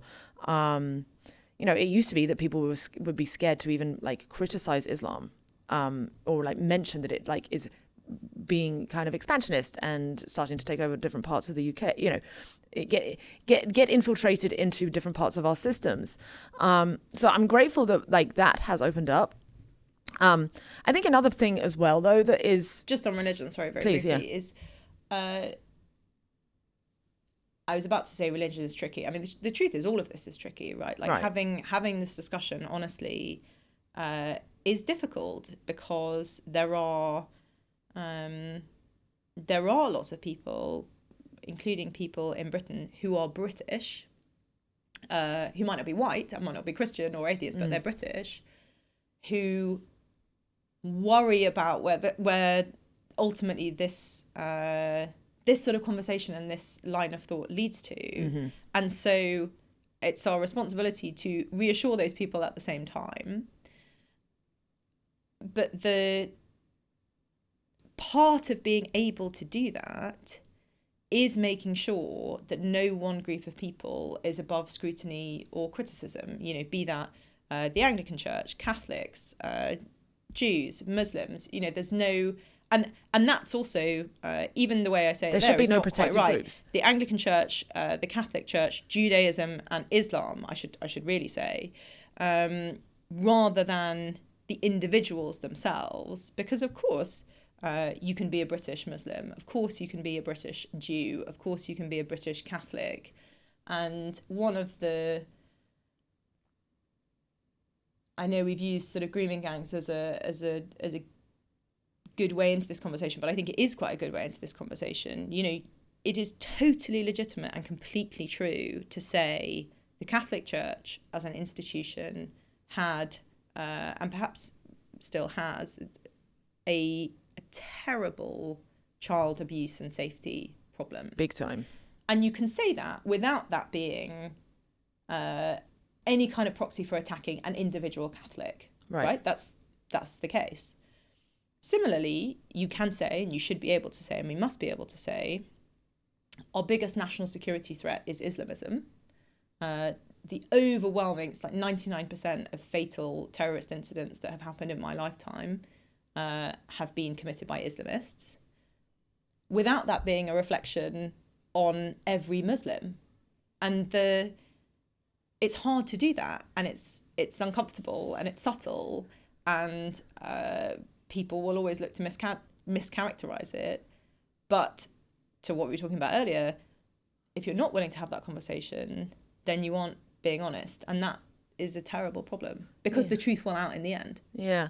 I wonder also if it's like some kind of leftover legacy guilt from like the old Victorian colonial times, because the UK at its height of expansionist, we did do a bunch of sketchy stuff to other nations. I think a lot of it is post-colonial, and I don't think we've had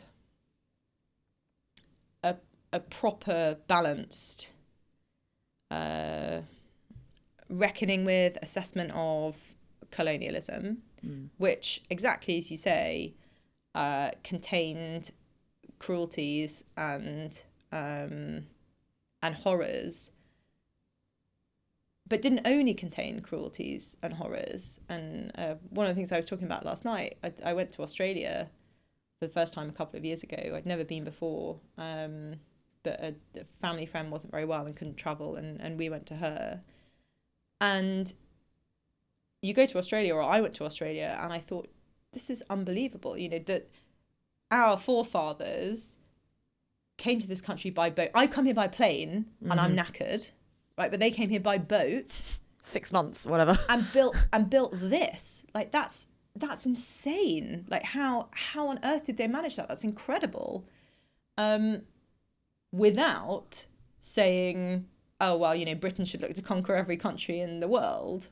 And I think there's a historical context where, until, again, really the Second World War, and in fact in lots of parts of the world still today,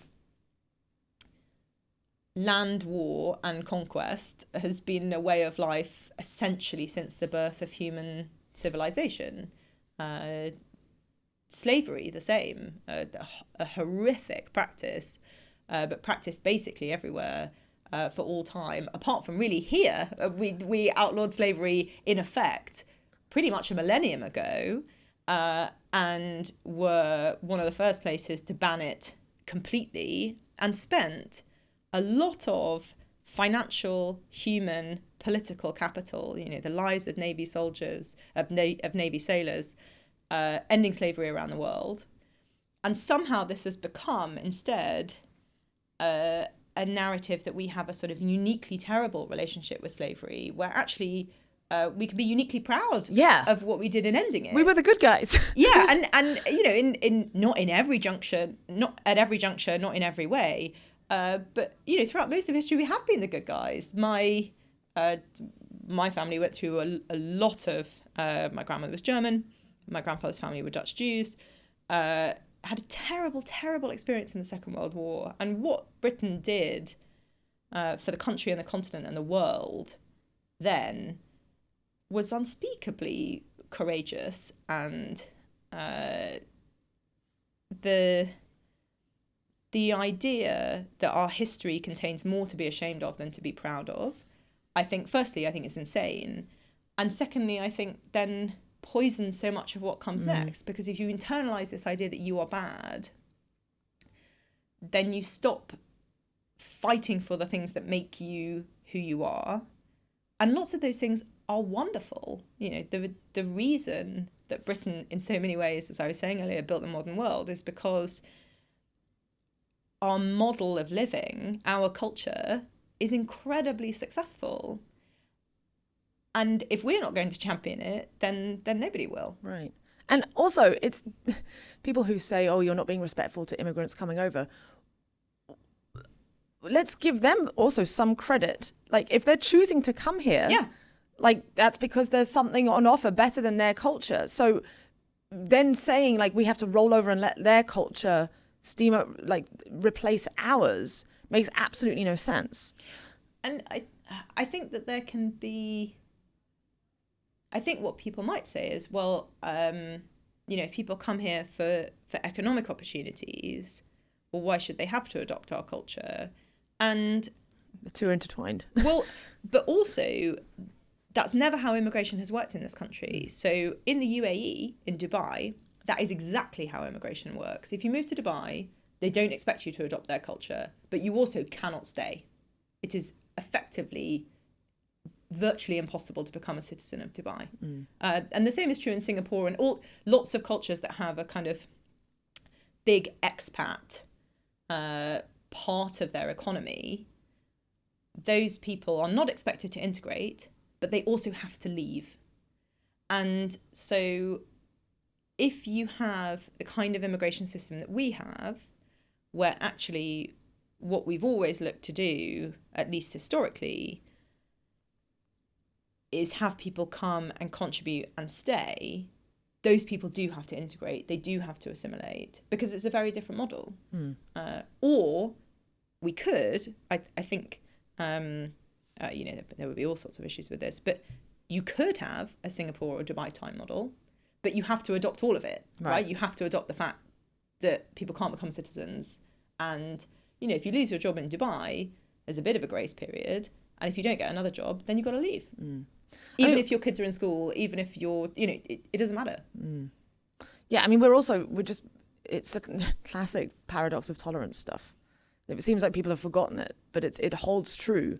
You know, we claim we're a tolerant nation, and thus we think, therefore, we should be tolerant to anyone who wants to come in and change our ways. But it's like, that's if they're bringing in an intolerant lifestyle, then you no longer stay a tolerant nation. And yes, so you have to you can be a warm, welcoming rose, but you need to have thorns. Yeah, and you can't tolerate intolerance, because then you just become intolerant yourself. Yes. Yeah, that takes over. And unfortunately, that is what we're starting to see. The other side of the immigration coin that I feel like is not being talked about enough in the UK is the exodus of, you know, there's a lot of emigration happening too. Frankly, I'm one of them. I'm now a dirty expat who well, I left for greener pastures, or so I thought, you know, so I feel, to the USA. And that I feel like is compounding the problem, because it's one thing to have, you know, a lot more new people arriving who maybe take a while to assimilate to the culture, may not be contributing economically for a long period of time.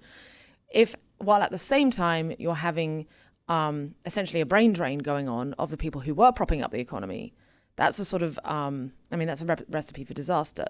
So what are your thoughts on, like, what incentives can be changed to keep the builders, keep the high end sort of the people who are building companies, the entrepreneurs, and, you know, either get them to stay and build more stuff, or even like inspire people like me to move back?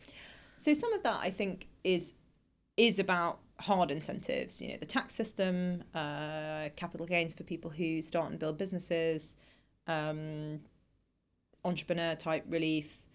But I think a lot of it is also, I'm trying to come up with something more specific than vibes, but I think a lot of it is about the general atmosphere, right? Yeah. Like, do you celebrate these people or do you demonize them? And ultimately, if the question is, which comes back to this point about do we want people to try and shoot the lights out? Do we want really ambitious people who are going to build things, who are going to risk everything? And if they are willing to put themselves on the line, willing to put their capital on the line or their earning potential on the line, are we going to let them reap some pretty big rewards? Because that's, the relationship between risk and reward is one of the fundamental tenets of capitalism. And capitalism, I believe, is one of the driving systems behind essentially the flourishing of humankind. And I think a lot of it will be about having, politicians cannot grow the economy. They can stop the economy from growing, but they cannot grow it. The government cannot do that. The government can't build businesses. The government can't create jobs, apart from the civil service, which it shouldn't do. There's too many of them. Yeah, no, thank you. So the government can't do this. They can only set a permissive and exciting environment for other people to do it. And I do think as well, and you will obviously have a much better sense of this than me, but I think that there are a lot of people who love this country, patriotic people, who've moved to the States or who might have moved to the Gulf, or who would want to come back for the right atmosphere. And if it felt like, if we could bottle up what we were doing yesterday evening, and we could say to these people, look, we want you, we need you, we celebrate what you're doing, we are excited for you, we want you to do everything you can to make Britain what it was for so many hundreds of years, which is the most dynamic country on the face of the globe.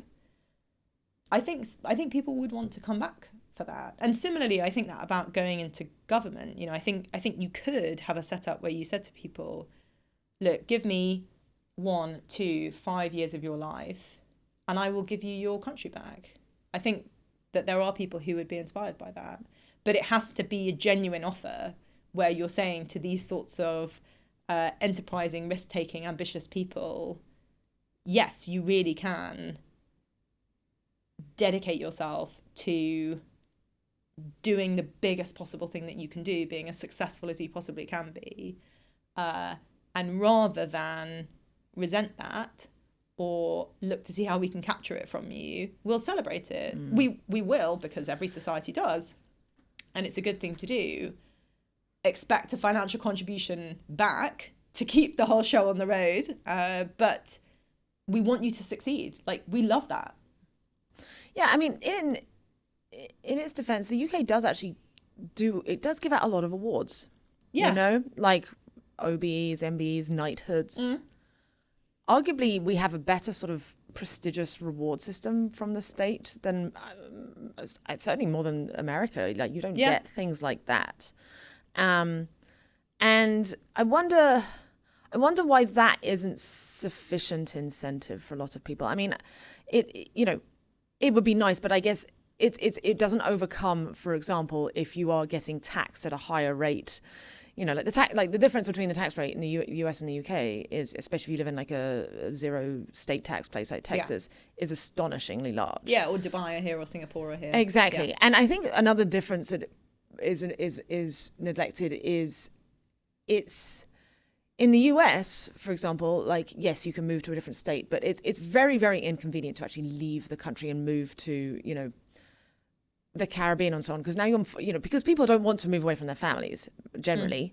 And so the US has less competition going on, whereas in just geographically, the UK, you could move to Portugal or Italy and you're within an hour or so flight still of your family. And so the UK has to factor that in. There is actually more intense competition from just nearby countries that offer a similar or even better quality of life and also, at a better tax rate. Because the US is such a larger country, right, and because it has a federal model, you can do that competition internally, right? You can have, or at least certainly the narrative is, you can correct me if this is wrong, but you can have Miami decide that they want loads of people to come and they can change their tax system, and so you can do that within the country rather than basically the continent here is sort of comparable in terms of population size and variation. So in that respect, the UK is inherently playing a sort of tougher game than the US.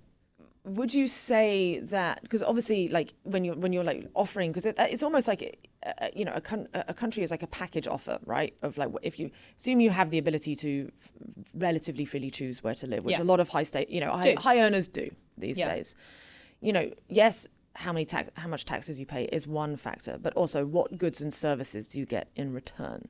How safe does a country feel? Yeah. How do I like these schools for my kids? Exactly. Do I get good schools and so on? It feels, like right now the UK as a general package offering is just it's not doing well on any of those. If you were to sort of, let's assume magic wand, you're prime minister. Which ones would you like? Where are the biggest leaks that you think need to be plugged? Is it just like public spending, the inefficiencies there? Yeah, I know it's a big question, but where would you start? Well, in a way, to draw together some of the stuff that we've been discussing, I think if you were to, within the confines of what a politician can do, if you were, because there are lots of things that are outside of the scope of politics, if you were to rewire the British state towards personal ambition, personal responsibility, entrepreneurialism, and what that would look like in practice would be the government doing a lot less, because you would remove a lot of the rules and constraints and you would operate from a default of permission, right? You can do something unless there's a really good reason that you can't do it. And if you were to combine, I mean, it would all be part of the same thing, but if you were to combine that with a celebration of hunger and drive and ambition, and the need for people to take calculated risks and try things that haven't been done before and put themselves out there, then I think that you could turn things around very substantially, actually pretty fast. I mean, the talent in the UK is still exceptional. We still have our fundamental culture, which, as I say, I think is a culture that is wired for success, because of this nature of the focus on the individual. And we also, if you want the glass half full version of the stagnation that we've had, means that there is a lot of potential in the UK. You can get world-class talent for a lot cheaper than you would have been able to do relatively here 20 years ago, relative to now. And, catch-up growth is real. So you can completely imagine a world in which the UK with I mean, not no effort, but totally achievable effort, could totally turn its fortunes around. What are your thoughts on the AI sector? Because, again, come back to San Francisco, that felt like a city just spiraling into decline. And then 5 years ago, 4 years ago, that ChatGPT suddenly exploded. Sure. And it felt like AI hit the mainstream, even though AI has actually been, it's been a long time coming, but it hit the mainstream. And there is, they've cleaned up the city extraordinarily, in part because Xi was coming to visit. Sure. But, there's this new it truly has regenerated the region, and still got issues. But the growth there is like, the tech sector is just what's propping up the propping up the US so much. What do you think the UK could be doing to nurture the AI industry more? Well, some of it, I think it is fair to say that under Rishi Sunak, who was really genuinely very passionate about this, I think it was starting to do. But the potential for this technology is massive. I think that there is a lot that, as a country, particularly as a country within Europe can be doing to help people understand the excitement and the potential and the upsides, rather than focusing entirely on the danger and the cost. Now, it's rational and reasonable to think about the danger and the cost, and we shouldn't be naive about that. But I think my observation is the difference between people who sort of think about AI as an abstract concept and the people who are like regularly using ChatGPT is massive, because once you start using it, you have a sense of its incredible utility, like particularly in a world of it's a very natural arc that you have a technological development, and that brings loads of great things with it, and also some less good things with it. And then you have another technological development that sort of solves that. So you could argue that some of the food technological developments that we had in the 50s and 60s have ultimately led to people being very overweight, because we now produce such a surfeit of calories relative to what we need. And so the technological solution to that is then GLP-1 and Mounjaro and all of that type of thing. The internet, I think, produces such a huge volume of just information, like data. And one of the things that AI is amazing at is processing all of that. So it's not perfect. You know, as anybody who uses AI will know, you do need to check what comes out. But I think it's such a powerful tool to unlock so much of the data that we have that we effectively can't process and can't use. And it looks like that will remove so much of basically the boring stuff of what we have to do. And this is the bull case, right? Like particularly in terms of employment, the bull case is what you end up with is AI doing all of your grunt work, and then fewer, better, well, not necessarily fewer, actually. That's kind of the whole point, is the jobs that go on top of that are higher quality, and then there aren't necessarily fewer of them, because you then free everybody up to just do higher quality work, and that kind of ratchets upwards. Now, we can't know, nobody knows, it is unknowable exactly how all of that is going to play out. And almost no technological transition comes without any losers or any cost. But I think if you look certainly at the way that like the European Union views AI, which is just with suspicion and as something to be controlled and minimised, there is no way that that kind of attitude will make the most of this sort of technology. And I think that the UK has an amazing opportunity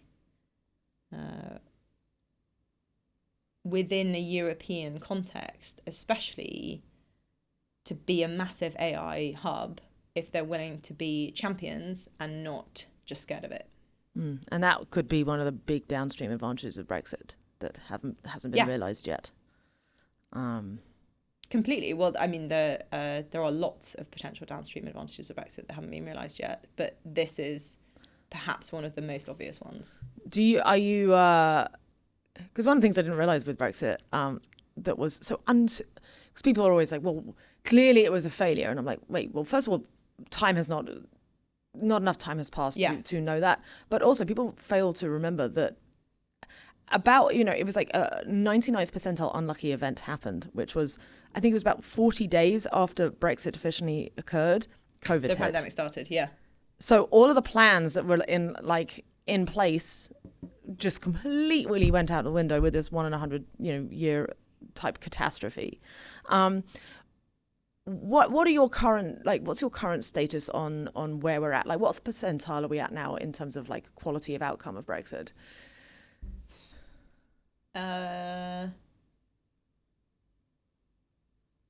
Really difficult to put a number on it, but I wouldn't put it above 20.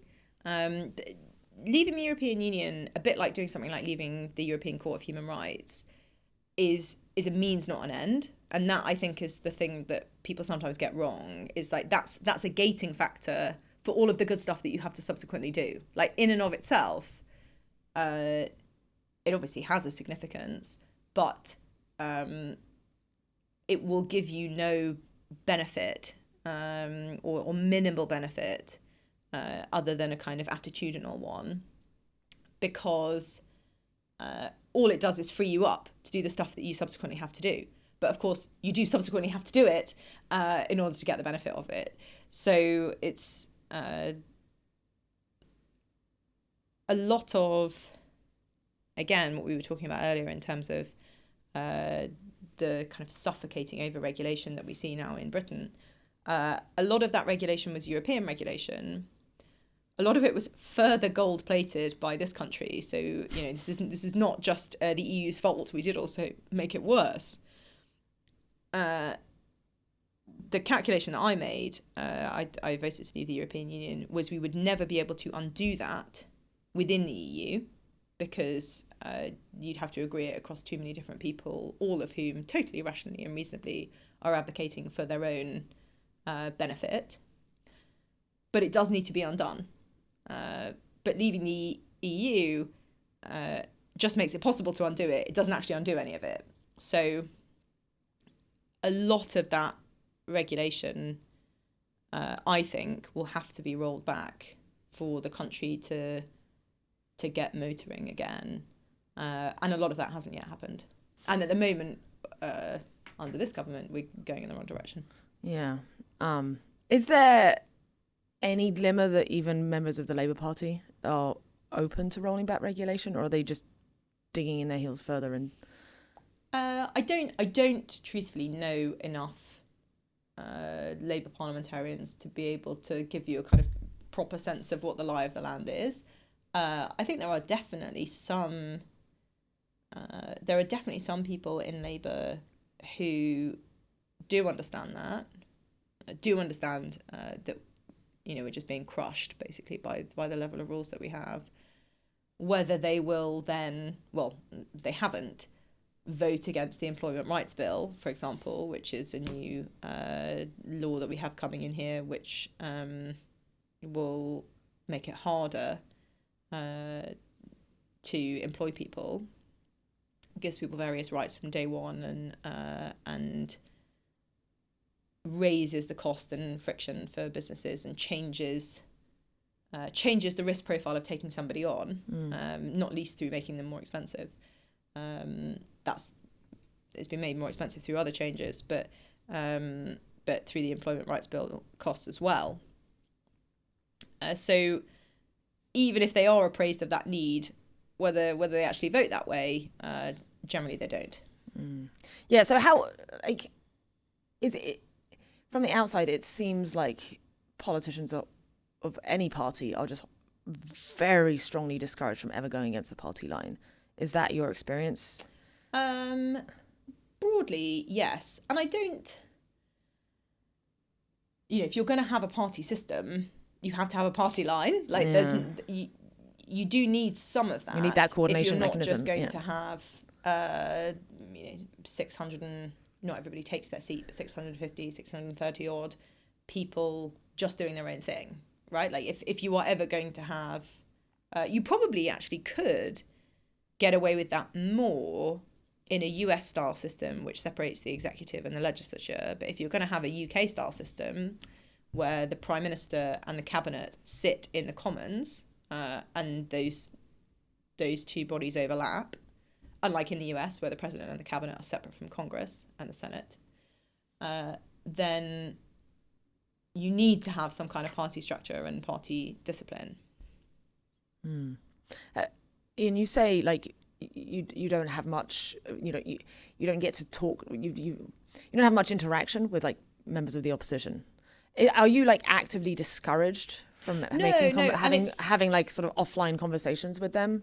No, not at all. But it's more that I can't remember how many Labour MPs there are, but it's well over 400. And so I'd need to know, like, a lot of them to give you a sort of aggregate picture. I guess I'm just trying to get a sense of, like, what is it actually like the internal, like, when you're in the Parliament building, like, do you guys, like, see each other as enemies? How? No, I mean, I don't anyway. I think it's,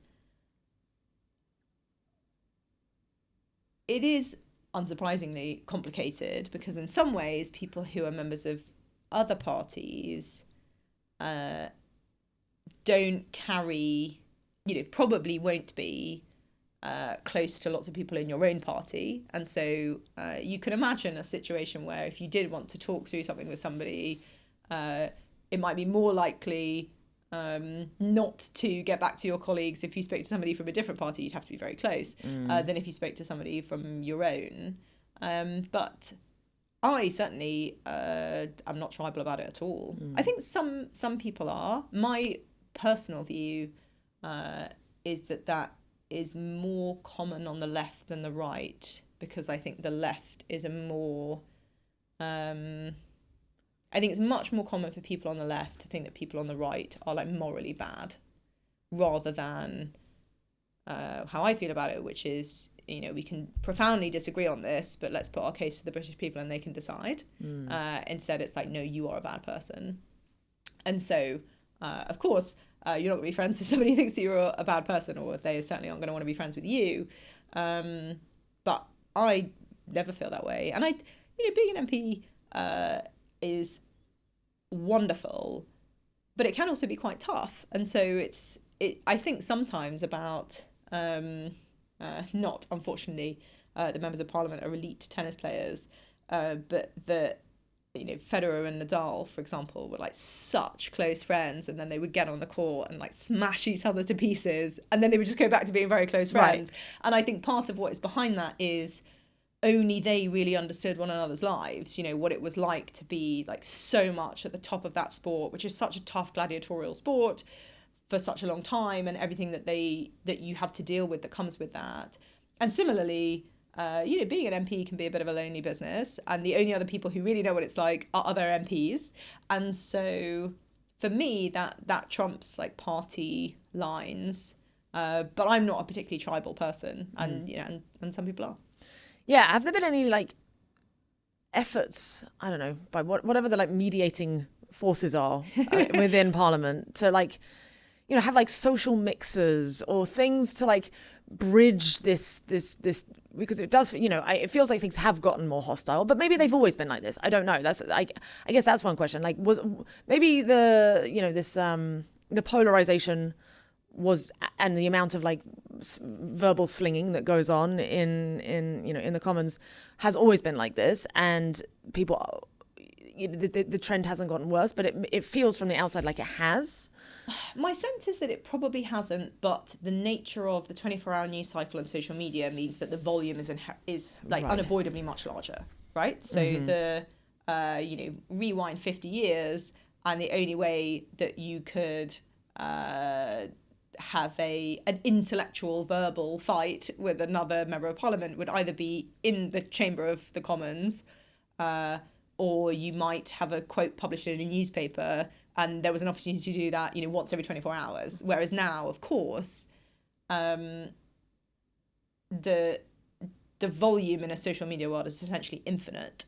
And so I think that does have an unavoidable impact on the general atmosphere. And the volume in a 24-hour news cycle world is essentially infinite as well. But there are, the Speaker of the House of Commons, I would say, is probably the most obvious. He holds various sort of parties and receptions, and they are and meetings, and they are for sort of politicians of all stripes. But it's, of course, the people that you know best are the people in your own party.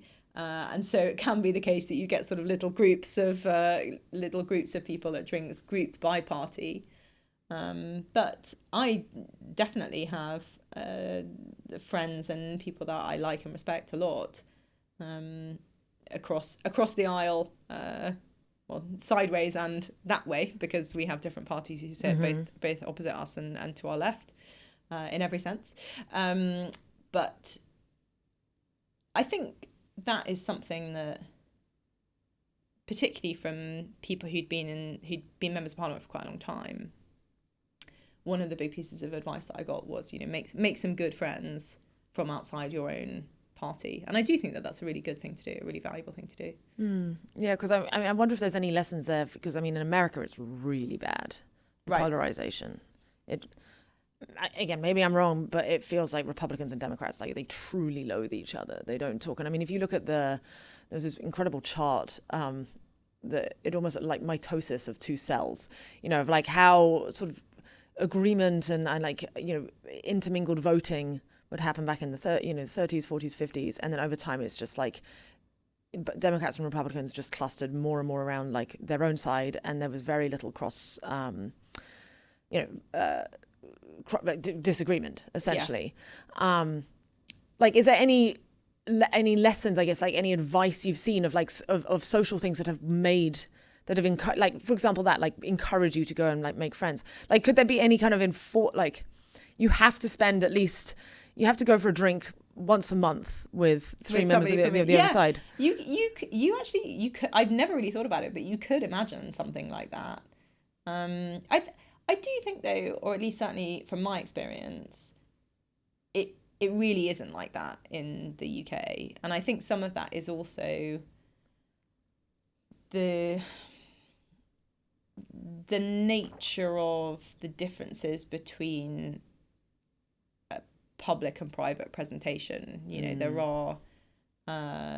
There are definitely different groups.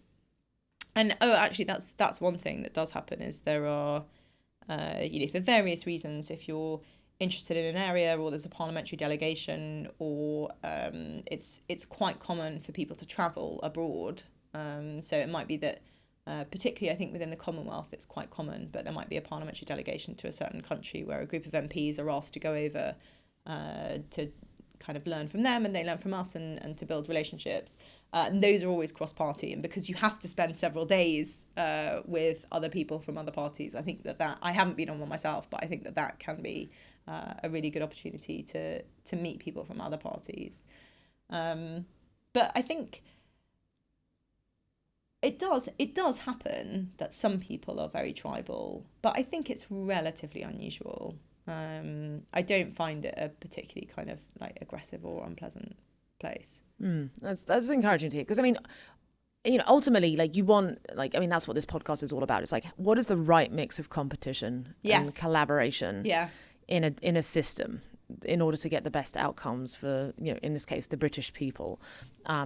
It would be a bad thing if everyone was such chums, across all, Labour, Conservatives and everyone, whereby everyone was just always, there was no tension. There was no, because then it's like you don't actually find the sweet spots. But at the same time, it would be bad if there's so much like rivalry that you just end up in gridlock. And government, like it's what's happening in America. Government is shut down because they're literally in gridlock, and like no one can go to a national park, or people are actually going and they're just getting trashed. And the other risk of kind of just knee-jerk rivalry is that you chuck out good ideas because you didn't think of them first, right? Like you don't want that, and that's one of the things that is a really delicate balance, because of course it is an inherently competitive business, and we want our party to win because we think it has the best model for success, right? Like it's not just a sort of football team. It's not that we want them to win because we're loyal to them. We're loyal to them because we think that they're right, and therefore we want them to be in charge because we think that will have the greatest net benefit to the British people. But one of the things that I personally find really interesting to navigate is what to do when you call for the government to do something, and the government is obviously not of my party, and then they do. So it's sometimes this is a really kind of galling U-turn because they've been absolutely trashing you for saying it 5 minutes ago, and suddenly they're like, oh, we always thought that this was a good idea, and you're like, that's not true. But sometimes... But at the same time, you don't want to disincentivize future U-turns on a thing that matters. And sometimes it is the case that they've genuinely changed their minds, and there's got to be space for that as well. So it's all quite a delicate game, because in the end, the prize is the greatest country government context for the British people. And of course, where I think something would be better than what the government is trying to do, if the government changes it to be more like what I think, I celebrate that. Right. But ultimately, I think that my party would do the whole thing better. And so it's all of these things, it's all just like quite finely tuned. Do you have an example of that? Where? Well, there's a few. I mean, again, the grooming gangs is quite a good example of that, where the Prime Minister was calling this a far right bandwagon in January. They commissioned a national inquiry by June, July. So that's a pretty rapid turnaround. And there, the challenge is ultimately a national inquiry is the right outcome. So that's a good thing. Although it's now mired in disaster, but the fundamental premise is the right one, to accept that. Secondly, because of the nature of the issue, it's very important not to make or to look like you are making political capital out of it, because that's not what this is about. This is about justice and truth for the public and for all of these little girls and some little boys. But also, it can be tricky not to personally think, well, when I said this, you thought it was terrible, and now you're saying this, you think that it's okay. And much more importantly than me personally in this issue is the fact that this problem was so mired by dishonesty. Like what I would have really respected and appreciated, and I think would have actually gone a long way to helping heal the country, is if they had said, and actually I think this is a really defensible position, do you know what, truthfully, I didn't believe that this was real. Like, if you write it down as a scenario on paper, this sounds like a far-right conspiracy. This sounds like a confected problem to serve an agenda. I now realise it is completely true. And there's probably lots of people in the country who feel as I do. And I want those people to understand this is real. This really happened. We have to have a reckoning about this. We have to face up to this, and we have to tell the truth about it. If instead you're going to say, oh, well, I always thought that this was a problem, when you didn't, that is part of the same culture. It's a different manifestation of it, but it's part of the same culture of secrecy and dishonesty that brought us to this point in the first place. Yeah. And so that's a very specific example of the kind of thing that we're talking about. But navigating that is very delicate, because a national inquiry is the right thing to do, but we also can't allow the government to pretend that they always said something when they said something different, because that is so much at the heart of the problem in the first place. Yeah. Yeah, like, if there were any, there are many like pithy quotes and like wisdoms that we can all live by. Like one of mine is, well, I have two. One is love is that which enables choice. So it's actually one around like freedom, essentially. A loving act is one which... And not controlling. Exactly. Enables the other to make the best choices for themselves. So it's a very like freedom-giving thing. The other one is this idea of like the infinite game. Usually when we think about winning, we're like, oh yes, there's this finite goal we get to where we win a game. I win the game of chess. I beat you at poker or whatever. But actually the best games are these infinite games where the purpose of the game is to keep the game going. Well, a relationship is like is an infinite game. Exactly. Right? It's like, how do we keep this going? We win at the relationship if we actually do the until death do us part thing. Yeah. Those are two of my like key sort of like favorite aphorisms or axioms, wisdoms. Do you have any like that you like to live by?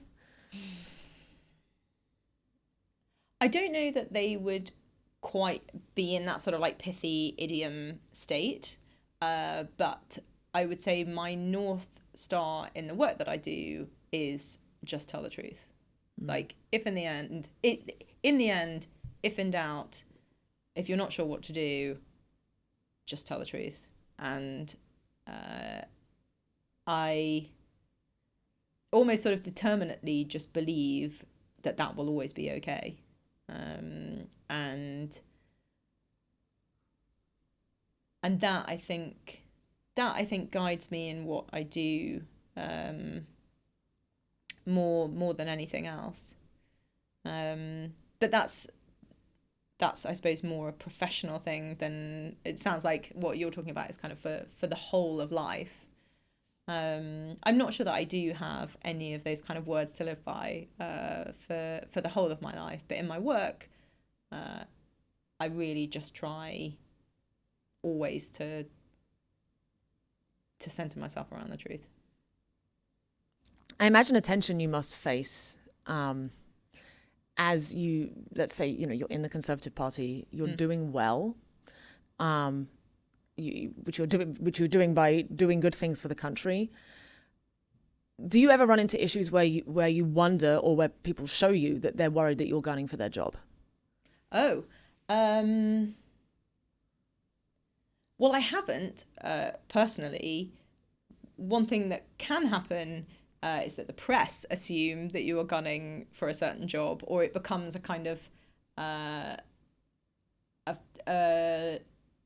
fun or an interesting narrative for them to say that that's the case, which I think in some ways is quite depressing because of what it reveals about what a lot of people think about public service. That it can't be possible that you're just doing things because you want to serve the common good, that you must be doing something. Right. There's always a personal agenda. Yes, exactly. That you can only be doing something to further yourself rather than, certainly it will come as a surprise to nobody that the Conservative Party's in a really tough place.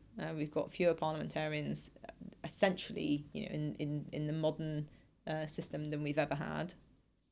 The general election of last year was the greatest political defeat in modern British history. The Conservative government lost more seats than any sitting government ever. And so we all 119 of us, which, might won't have an obvious significance to your American listeners, but is really small for a Conservative parliamentary party, have a huge amount of work to do. And also, as we were talking about earlier, the country's in a really tough spot. And so all 650 of us, all MPs have a huge amount of work to do. And so I think that the base assumption that lots of people make, and I can see why there's always lots of cynicism about politics, but is that people must be doing things for themselves. And since in politics, usually, not always, sometimes people do worry about corruption, but usually it's not about the money, so it must be about the prestige. You must be somehow trying to sort of put yourself forward. But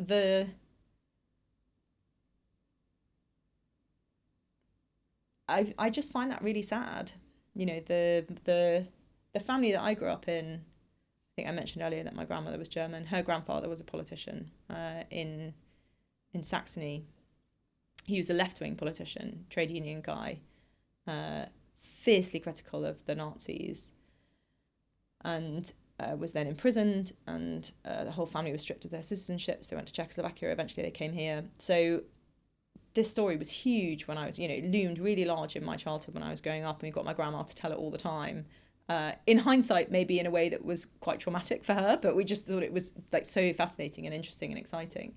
And so I didn't grow up cynical about politics, but I appreciate that lots of people are. But I think it's really important to counter that narrative and to be somebody who is very obviously dedicated to public service. And if people do still try and claim that you're doing things for yourself, it's a kind of disprovable theory, right? Like you can't prove that that's not true. It's an unfalsifiable hypothesis. Exactly. Yeah. But I think you just have to kind of put yourself forward the best that you can and hope that people see the best in you. But the Conservative Party has suffered so much from people putting their personal ambition ahead of the needs of the group, ahead of the needs of the party, ahead of the needs of the country. And maybe therefore it is a reasonable thing for people to worry about or think about or expect that everybody's going to do that. But they're not. Like it doesn't have to be this way. It doesn't have to be like that. You can just try really hard at your job as part of a really strong team. And Kemi Badenoch, who's the leader of the party, is really good on this. Like she's really big on building a strong team, all pulling in the right direction, who can all kind of fight together, and fight for the country rather than fighting one another. And I think that is completely the right direction, and we need more of it. Awesome. Thank you very much. My pleasure.